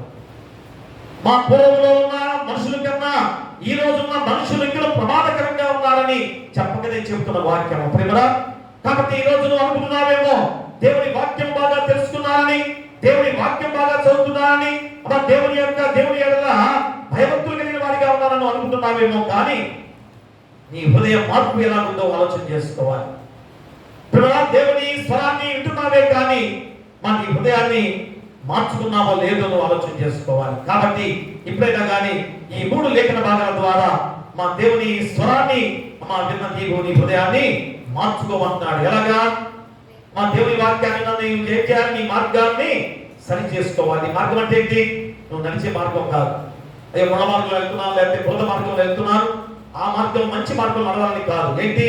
నీ జీవిత మార్గము, నీ హృదయంలో మార్పు గురించి దేవుడు చెబుతున్నాడు. కాబట్టి మార్గాలను మార్చుకో. ఏంటి ఆ మార్గాలు? అమ్మా, పాపాలను దాచకుండా ఒప్పుకొని విడిచిపెట్టాలి. దుష్టుల మార్గాన్ని విడిచి యెహోవా దేవుని వైపు తిరగాలి. మీ అతిక్రమణలను విడిచి కొత్త హృదయాన్ని పొందుకోవాలి. వాక్యాన్ని వినేవారే కాక దాని ప్రకారంగా జీవించే వారిగా ఉండాలి. మన పాపాలను ఒప్పుకుంటే దేవుడు క్షమిస్తాడు అన్న విశ్వాసాన్ని నువ్వు పెంచుకోవాలి. మంకులో దేవా నాలో శుద్ధ హృదయం కలిగించేసే విధానంలో కన్నీటితో దేవుని దగ్గర వేడుకునే వారిగా ఉండాలి. అవి నీ మార్గాలు. అలాగే రెండవ అంశం ఏంటి? దేవుని స్వరం విన్నప్పుడు నీ హృదయాన్ని కఠినపరచుకోవద్దు. మా ఈరోజు ఈ వాక్యాన్ని విన్నాం, ఆ వాక్యానుసారంగా జీవించాలని నువ్వు తాత్పర్యపడాలి. మా ఇంటికి వెళ్ళగానే ఈ వాక్యాన్ని మళ్ళా మనం చేసుకోవాలి. అప్పుడు నీ జీవితంలో మార్పు ద్వారా, నీ హృదయం మార్పు ద్వారా దేవుని రాజ్యం నుంచి రాజ్యవాసులుగా ఉండబోతున్నాం. చివరిగా 3వది ఏంటి? దేవుని హెచ్చరికను స్పందించి పశ్చాత్తాపడాలి. ఎందుకంటే గద్దిస్తున్నాడు యేసుక్రీస్తు వారు మళ్ళా. అయ్యా నాడు సొదొమ గొమొర్రా పట్టణాల కన్నా ఈనాడు ఉన్న పట్టణాలు ఎంత భయంకరంగా ఉన్నాయో, ఎన్ని అద్భుతాలను చేసినా కానీ వీరిలో మార్పు జరగలేదని చెప్తున్నాడు. కదా ఈరోజు మన సంఘానికి కూడా, మన యొక్క ప్యారిష్ కూడా, మన యొక్క గ్రామానికి కూడా ఇన్ని అద్భుతాలు జరిగిన తర్వాత కూడా నీ హృదయం మార్పు లేదేమో ప్రియ. అంతే కదా, ఇప్పుడైనా మార్చుకొని మా దేవుని రాజ్యానికి తెచ్చేవాసులుగా ఉండాల్సిన బాధ్యతలో నువ్వు ఉండాలని ఖచ్చితంగా దేవుడు ఈరోజు పిలుపునిస్తున్నాడు. కాబట్టి ఆ స్వరాన్ని విని దేవుని నామాన్ని మహిమపరుచుకుంటూ దేవుని రాజ్యంలో నిత్యరాజ్య వారసుడిగా ఉంటాను అని తీర్మానం చేసుకునేవాడిగా ఈరోజు నువ్వు తీర్మానం చేసుకుంటున్నావే లేదో నీ గుండె మీద చేసుకొని చెప్పుకొని ప్రార్థించుకొని అది జరగాలి, నేను నిత్యరాజ్య వారసుడిగా ఉంటానని తీర్మానం చేసుకొని తిరిగి మీరు గృహానికి వెళ్ళాలి. అది ఈరోజు దేవుని స్వరము ఖచ్చితంగా నీ హృదయంలో చేరింది అంటానికి నిదర్శనం. దేవుడా అట్టి కృప మీకు ఉండాలని కోరుతూ మీకును మీ కుటుంబాలకును సదాకాలము దేవుడు తోడైనను కాక. ఆమేన్. సమస్త జ్ఞానం ఇచ్చిన దేవుని సమాధానము యేసుక్రీస్తు వల్ల మీ హృదయములకును మీ తలపులకును కావలియును గాక. ఆమేన్. దేవా నా యందు శుద్ధ హృదయము కలుగచేయుము,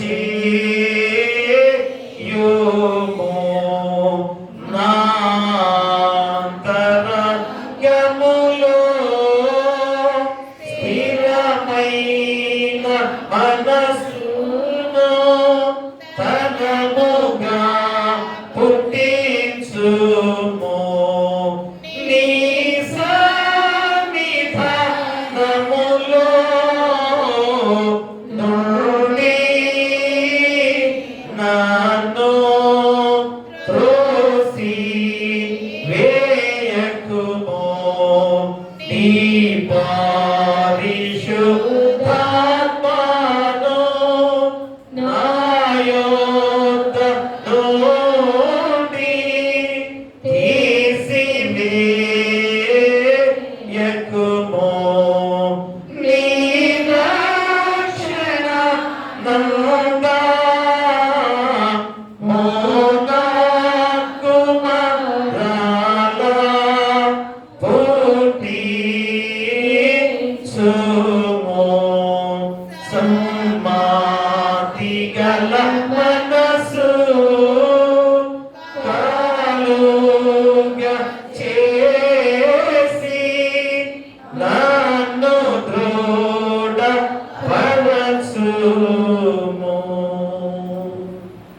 దయచేసి కూర్చోండి. ప్రతిష్ట కానుక ముప్పై కానుక తెచ్చినట్టే మరి ముందుకు వచ్చి దేవుని ఆశీస్సులు పొందుకోవాల్సిందిగా కోరి ప్రార్థిస్తున్నాం. ఆమేన్. ప్రార్థింతము. సకల ఆశీర్వాదాలకు కారణభూతుడైన మా పరలోకపు తండ్రి, మహాపరిశుద్ధుడా, ప్రేమమయుడా, పరమండలమందు ఆశీనుడిగా ఉన్న గొప్ప దేవ, మీకే వేలాది స్తుతులు స్తోత్రాలు. గడిచిన విశ్రాంతి దినం నుంచి ఈ విశ్రాంతి దినం వరకు మమ్మల్ని కాచి కాపాడి మీ దగ్గర నీళ్ళు భద్రపరిచినందుకు కూడా మీకే వేలాది స్తుతులు స్తోత్రాలు. అయా మనకు గొప్ప సమయముగా ఈ పరిశుద్ధ విశ్రాంతి దినము త్రిత్వంతర్వాతి 10వ ఆదివారంలో మీ దివ్యమైన లేఖనాలతో తండ్రి అయా చక్కటి అంశముతో ఆయన ఈరోజు వాక్యాన్ని మాకు సిద్ధపరుచున్నారు. ఎందుకంటే దేవుని స్వరాన్ని విని ఆయన నీ హృదయాన్ని మార్చుకో అని ఆయన ఎంత ఖచ్చితమైన హెచ్చరికతో కూడిన వాక్యం ద్వారా ఆయన ఈరోజు మా గుర్తు చేసి ఉన్నారు. ఎందుకంటే నాయన మా జీవితాలు ఆయా దేవుని స్వరాన్ని అనగా దేవుని వాక్యాన్ని వింటున్నామే కానీ ఆ యొక్క మార్గాన్ని సరి చేసుకోకుండా ఉంటున్నామా, ఆ మార్గాన్ని సరిదిద్దుకోలేకుండా జీవిస్తున్నామా? అదే తండ్రి నాయన ప్రవక్త ద్వారా అయా సెలవిచ్చిన గొప్ప మాటలు తండ్రి ఆయన అపోస్తలుల పౌలు ద్వారా కూడా అయా దేవుని స్వరాన్ని విన్న నీవు అయా ఏ రీతిగా తండ్రి నాయన నీ హృదయాన్ని తండ్రి నాయన సిద్ధపరచుకునే విధానంలో అయా ఖచ్చితంగా తండ్రి నాయన మరి దేవుని వాక్యాన్ని వినేవాడిగా ఉండాలి. అయా వాక్యాన్ని విన్న నీవు అయా తండ్రి నాయన పరిశుద్ధమైన జీవితాన్ని గడపాలని అయా అపోస్తలుల పౌలు ద్వారా చెప్పిన గొప్ప మాటలు తండ్రి రోజు అయా మా గుర్తు చేస్తున్నారు. అయా కాబట్టి నాయన మరి రోజు మేము ఎలాంటి స్థితిలో జీవిస్తున్నాం, అయా వాక్యాన్ని విన్న వారిగానే ఉంటున్నాము కానీ అయా దాన్ని హృదయంలో భద్రపరచుకోకుండా అయా జీవిస్తున్నామేమో ఆయన రోజు మనం తెలుసుకోవాల్సిన బాధ్యత. అలాగే తండ్రి నాయన మరి మీరే స్వయంగా యేసుక్రీస్తు వారి ద్వారా అయా తండ్రి నాయన కుమారుడిగా దిగి వచ్చిన విధానంలో అయా ఎన్ని గొప్ప కార్యాలు తండ్రి నాయన పట్టణాల్లో చేసి ఉన్నారు. అయ్యో తండ్రి అయినా బాప్తిస్మ యోహాను కూడా ఎంత గొప్ప అద్భుతమైన కార్యాల ద్వారా అయ్యా వచ్చే నా వెనుక వచ్చేవాడు ఎంత గొప్పవాడు, ఆయన చెప్పుడు వారు ఇప్పడానికి కూడా అర్హుడు కాదని అయ్యా ఈ మెస్సియా గురించి తండ్రి ఆయన చెప్పబడిన గొప్ప మాటలు తండ్రి. కానీ నాయన పెడచెవిని పెట్టారు, యేసుక్రీస్తు వారు ఎన్నో గొప్ప కార్యాలు చేసినా గానీ వారు గ్రహించలేని వారిగా జీవించిన వారిగా ఉన్నారు. కాబట్టి వారిని ఎంతగా గర్విస్తున్నాడో, ఎన్ని అద్భుతాలు చేసినా గానీ మీరు మార్పు చెందలేదు, మీరు పశ్చాత్తాపడలేదని గద్దించిన సందర్భాన్ని కూడా మాకు గుర్తు చేస్తున్నారు. కాబట్టి ఆయన ఈరోజు మేము కూడా అదే స్థితిలో ఉన్నామా? సొదొమ గొమొర్రా పట్టణాల్లో అంత గొప్ప అద్భుత కార్యాలు చేస్తే వారు ఎప్పుడో మారిపోయేవారేమో. కానీ ఈరోజు కురాజిన బెత్సయిదా ఆ పట్టణాల్లో జరిగిన గొప్ప కార్యాలు కూడా తెలుసుకొని కూడా మార్పు చెందలేని వారిగా ఉన్నారా? కాబట్టి ఈరోజు మేము కూడా మా సంఘం కూడా ఆలోచన చేసుకునే విధానంలో ఈ వాక్యాన్ని ఆయన మాకు గుర్తు చేస్తున్నారు. ఆయన ఇంత గొప్ప కార్యాలు మా జీవితాల్లో జరిగినా కానీ మాలో పశ్చాత్తాపం లేని వారిగా జీవిస్తున్నామేమో. ఎప్పుడైనా కానీ తెలుసుకొని మా జీవితాలను మార్చుకొని నిత్యరాజ్య వారసులుగా ఉండే బాధ్యత ఈ వాక్యం ద్వారా పిల్లలు గ్రహించుకునే విధంగా ముందుకు నడిపించే బాధ్యత పిల్లలు దయచేయండి. ఉన్న వాక్యాన్ని ఫలింపు చేయండి. ఆ వాక్యాన్ని వెలుగుగా చేసుకున్న వెలుగును గృహాల్లో ఆపాదించుకునే బాధ్యత పిల్లలు దయచేయండి. వచ్చిన వాళ్ళు, రాని వాళ్ళు, దాప్యం ఉన్నవారు, నడివలసి ఉన్నవారు, యవన ప్రదర్శన ఉన్నవారు, చిన్న బిడ్డలు, కుష్ఠరోగులు, అనాథలు, అభాగ్యులు, గర్భిణీ సుఖసం దయచేయండి. బాలింతరాలు తన బిడ్డలు క్షేమంగా ఉంచండి. పిల్లలు లేని వారి బిడ్డలు దయచేయండి. వివాహాలు కాని వారికి వివాహాలు చేయండి. గృహాలు లేని వారికి గృహాలు ఇవ్వండి. అలాగే ఆర్థికంగా ఇబ్బంది పడుతున్న వారికి ఆర్థికంగా సహాయం చేయండి. అలాగే విధానాల పక్కన వ్యాజ్యం చేస్తూ మీ కృపా బాహుళ్యాన్ని వారిపై కుమ్మరించమని వేడుకలు ప్రార్థన చేస్తున్నాం. అలాగే అనారోగ్యంతో బాధపడుతూ మోకాళ్ళ నొప్పులు, తలనొప్పులు, కడుపులో గడ్డల, క్యాన్సర్ వ్యాధులు, లివర్ జబ్బులు, టీబీ జబ్బులు, కిడ్నీ వ్యాధులు, ఎయిడ్స్ వ్యాధులు, కోవిడ్-19 అనే వ్యాధి, థైరాయిడ్ సమస్య, బీపీలు, షుగర్లు, చర్మ వ్యాధులు, వేరే వేరే జబ్బులు, అయినా చెప్పలేని అనారోగ్యతలు కూడా ఎన్నో వస్తుండగా కడుపులో గడ్డలతో ఉన్నవారు, చేతి గాయాలు, వెన్నుపూస గాయాలు, అందరూ పెట్టుకోవడం మేము ప్రార్థన చేస్తున్నాం. యేసునామములో గద్దించి తండ్రి ఇప్పుడే నీ హస్తాలతో తాకి ముట్టి స్వస్థపరచమని వేడుకలు ప్రార్థన చేస్తున్నాం. అలాగే కష్టమైన పనులు చేసుకునేవారు, కూలి పనులు, సిమెంట్ పనులు, సున్న పనులు, క్వారీ పనులు, కరెంట్ పనులు, పెయింట్ పనులు, రాక్ పెయింటింగ్ పనులు, వడ్రంగం పనులు, మిర్చి ఆటలు పనులు చేసేవారు, మిర్చి పనులు చేసుకునేవారు, ప్రతి వారు వేరే వేరే పనులు చేసుకునే ప్రతి వారిని కూడా వారి కష్టాన్ని తగ్గ ప్రతిఫలంతో నడిపించమని వేడుకలు ప్రార్థన చేస్తున్నాం. అలాగే వ్యవసాయదారుల విషయంలో ప్రార్థిస్తున్నాం. విత్తనాలు నాటి ఉండగా వర్షపాతం ఉంటుంది నాయన, ఎలాంటి ప్రభావం చూపిస్తున్నదో, వాతావరణం ఎలాంటి మార్పులతో ఉన్నదో మనసులో మేము ప్రార్థిస్తున్నాం. అతివృష్టి అనావృష్టి కలగకుండా సమపాతమైన వర్షపాతంతో వ్యవసాయదారులు సంతోషంగా పంట పండుగ పండించుకునే బాధ్యతగా మీ కృపా వర్షాన్ని వారిపై కుమ్మరించమని వేడుకలు ప్రార్థన చేస్తున్నాం. అలాగే వ్యాపారస్తులను ప్రార్థన చేస్తున్నాం. చిన్న వ్యాపారస్తులైనా పెద్ద వ్యాపారస్తులైనా కానీ లాభదాయకంగా నడిపించమని వేడుకలు ప్రార్థన చేస్తున్నాం. అలాగే వాహనాలు వెళ్ళే ప్రతి వారిని కూడా క్షేమకరంగా గృహాలకి నడిపించమని వేడుకలు ప్రార్థన చేస్తున్నాం. అలాగే పాడి పశువులను, పక్షాదులను దీవించండి. పశువుల కాపులను, గొర్రెల కాపులను దీవించి బలపరచండి. అలాగే ఉద్యోగస్తులు రాకపోకలు మీరు తోడుగా ఉండి నడిపించి ప్రమోషన్తో దీవింప చేయమని వేడుకలు ప్రార్థన చేస్తున్నాం. అలాగే ఇతర దేశాల్లో, ఇతర రాష్ట్రాల్లో ఉద్యోగాలు చేస్తూ చదువుకునే బిడ్డగా ఉండగా వారందరూ కూడా మేము ప్రార్థన చేస్తున్నాం. వారు ఎంతో దూర ప్రాంతంలో ఉన్నారు కనుక ఎలాంటి శోధన రానియకుండా వారు చేసే ఉద్యోగాల్లో కానీ, చదివే చదువుల కాలేజీ నుంచి కానీ, వారి గృహాల్లో నివసిస్తున్న గృహాల్లో కూడా దేవదూతల ఖచ్చితంగా ఉంచమని వేడుకలు ప్రార్థన చేస్తున్నాం. అలాగే ఆయన ఈ గొప్ప సమయంలో సేవకులుగా డాక్టర్లు, నర్సులు, ఆశా వర్కర్లు, వాలంటీర్లు, అలాగే ఎండిఓ, రాష్ట్రపతులు, ప్రధానమంత్రులు, ముఖ్యమంత్రులు, మంత్రులు, ఎమ్మెల్యేలు, పారిశుద్ధ పనులు చేసేవారు, మరి ప్రజల క్షేమాన్ని కోరుతూ చేసే ప్రతి ఉద్యోగస్తుల విషయంలో మేము ప్రార్థన చేస్తున్నాం. నాయకుల విషయంలో మేము ప్రార్థన చేస్తున్నాం. ప్రధానమంత్రి, రాష్ట్రపతి, ప్రధానమంత్రులు గాని, ముఖ్యమంత్రులు గాని, మంత్రులు గాని ప్రజల పరిపాలన చేసే విధానంలో వారిని ఏర్పాటు చేసుకున్న దేవాది దేవుడిగా ఉండగా వారి ప్రజల క్షేమాన్ని కోరుతూ చేసే ప్రతిదీ కూడా తిరిగి మీ ద్వారా గొప్ప ప్రతిఫలం పొందుకోబోతున్నారు తండ్రి. అట్టి విధానంలో వారు చేసే సేవ ఎంత గొప్పగా చేయడానికి మీ కృప దయచేయమని వేడుకలు ప్రార్థన చేస్తున్నాం. అదే తండ్రి నాయన మా నూతన దేవాలయ నిర్మాణ విషయంలో కూడా పూర్వ విధానంలో ఏ విధంగా అనుకున్నారో అంతకన్నా గొప్ప దేవాలయాన్ని నిర్మించే విధానంగా ముందుకు సాగాలి. ఎందుకంటే అపవాది శోధించింది కనుక ఆ శోధన చేయించుకోవాలంటే అంతకన్నా గొప్ప దేవాలయం నిర్మించుకోవాల్సిన బాధ్యత మా సంఘంపై, మా గ్రామంపై ఉందని కూడా మళ్ళా హెచ్చరిక చేస్తున్నా. ఇది మనం ముఖ్యంగా ఏసీ సంఘం విషయంలో మేము ప్రార్థన చేస్తున్నా. మళ్ళా అలజడి ఆయన రాబోతున్నారు కాము. కాబట్టి ఆయన ఎలాంటి అలజడి లేకుండా శాంతి సమాధానంతో ముందుకు సాగే బాధ్యత దయచేయండి. జడ్జిలుగా, రిటైర్డ్ జడ్జిలుగా, విశ్రాంత న్యాయమూర్తులుగా వచ్చిన వారు చక్కటి పరిపాలనతో అయ్యా మళ్ళా తిరిగి అయ్యా ఏసీ అధ్యక్షులను, ఏసీ సెనడు అధ్యక్షులను, అలాగే తన కౌన్సిల్ మెంబర్స్ అయ్యా, అలాగనే సంఘాల్లో పిసిసి వారిని డెలిగేట్స్ నియమించే విధానంలో చక్కటి ఆలోచన జ్ఞానంతో నడిపించమని వేడుకలు ప్రార్థన చేస్తున్నాం.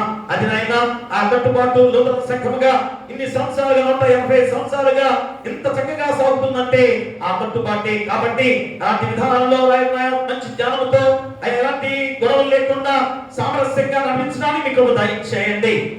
నాయనా ప్రతి ఒక్క ఏసీ అయా సంఘాల బట్టి మేము ప్రార్థన చేస్తున్నాం. శాంతియుతంగా నడిపించే విధానంలో మీకు దయచేయండి. ఆయా పాస్టర్ గారు గురుమండల అధ్యక్షులుగా ఉన్న ప్రతి పాస్టర్ గారిని దీవించమని మేము ప్రార్థన చేస్తున్నాం. అలాగే నాయన ఈ గొప్ప సమయంలో అయా మేము ప్రార్థిస్తూ మా ప్రార్థన ఆలకించే దేవుడిగా అయా మా సంఘంలో ఎలాంటి శోధన రానియకుండా నాయన ఐకమత్యంతో ప్రేమలతో అల్లాగాలతో జీవించే బాధ్యత దయచేయండి. అయా సమర్పించిన కానులు బట్టి, కృతజ్ఞత కానులు బట్టి, మొక్కుబడి కానులు బట్టి, దశంభాగాలు ప్రథమఫలాలు తెచ్చిన వారిని బట్టి, గుప్పిడి బియ్యాన్ని తీసుకొచ్చిన వారిని బట్టి వారి కుటుంబాలను 30 60 100 ఫలింపచేయమని వేడుకు ప్రార్థన చేస్తున్నాం. అలాగే నాయన మరి ఈ సమయంలో మరొకసారి ప్రార్థన చేస్తూ మీ పాసంలో చేరిన ప్రతి బిడ్డ విషయంలో అయా వారి హృదయాల్లో ఏ విధమైన ఆలోచనలు ఉన్నాయో, అయా ఏ విధమైన శ్రమలు ఉన్నాయో, ఎలాంటి శోధనలు ఉన్నాయో, ఎలాంటి అనారోగ్య సమస్యలు ఉన్నాయో, ఇంకనూ నాయన భార్యాభర్తల మధ్య అయా విభేదాలు ఉన్నాయో, ఇవన్నీ కూడా తండ్రి అయా విడిచిపెట్టి ఇప్పుడే నాయన మీ యొక్క శక్తిని పొందుకొని శాంతి సమాధానాలతో అయా సంతోషంగా మళ్ళా తిరిగి గృహానికి వెళ్లే బాధ్యత మా బిడ్డలకు దయచేయమని, ఇక నాయన మా సంఘం చుట్టూ గ్రామం చుట్టూ కూడా మీ దేవదూతల కంచెగా ఉంచమని, అలాగే నాయన మా సంఘ విషయంలో ఒకసారి ప్రార్థన చేస్తూ డెలీట్ గారిని, సంఘ పెద్దలను, కుల పెద్దలను, పిసిసి వారిని, సర్వాధిని దీవించి సంఘాన్ని ఇంకనూ ఐకమత్యంలో నడపడానికి దయచేయండి. అలాగే చదువుకునే బిడ్డల విషయంలో, చిన్న బిడ్డల విషయంలో అయా చక్కని వాహనాల మీద వారు బిడ్డలు వెళ్తుండగా రాకపోకల్లో మీరు తోడుగా నిక్షేమకరంగా జ్ఞానంతో నడిపించమని వీళ్ళు ప్రార్థన చేస్తున్నాం. ఆయా పెద్దలు కాలేజీకి వెళ్తుండగా రాకపోకలు మీరు తోడుగా ఉండండి. ఆస్తులో ఉన్న ప్రతి బిడ్డను కూడా దీవించి ఆస్తి చుట్టూ కూడా మీ దేవదూతలను ఖచ్చితంగా ఉంచమని ఆయా మరొకసారి మీ యొక్క పరిశుద్ధాత్మ శక్తి చేత ఆయా మా సంఘం చుట్టూ కూడా ఎలాంటి శోధన రానియకుండా ఆయా మీ ఆత్మ చేత ఆయన బిడ్డలందరూ కూడా శక్తివంతమైన జీవిత విధానాల్లో ముందుకు సాగే బాధ్యతగా ఆయా సంఘం చుట్టూ గ్రామం చుట్టూ కూడా మీ దేవదూతల ఖచ్చితంగా ఉంచమని నీ కుమారుడు మా ప్రభువైన యేసుక్రీస్తు ద్వారా వేడుకొంచున్నాము తండ్రి.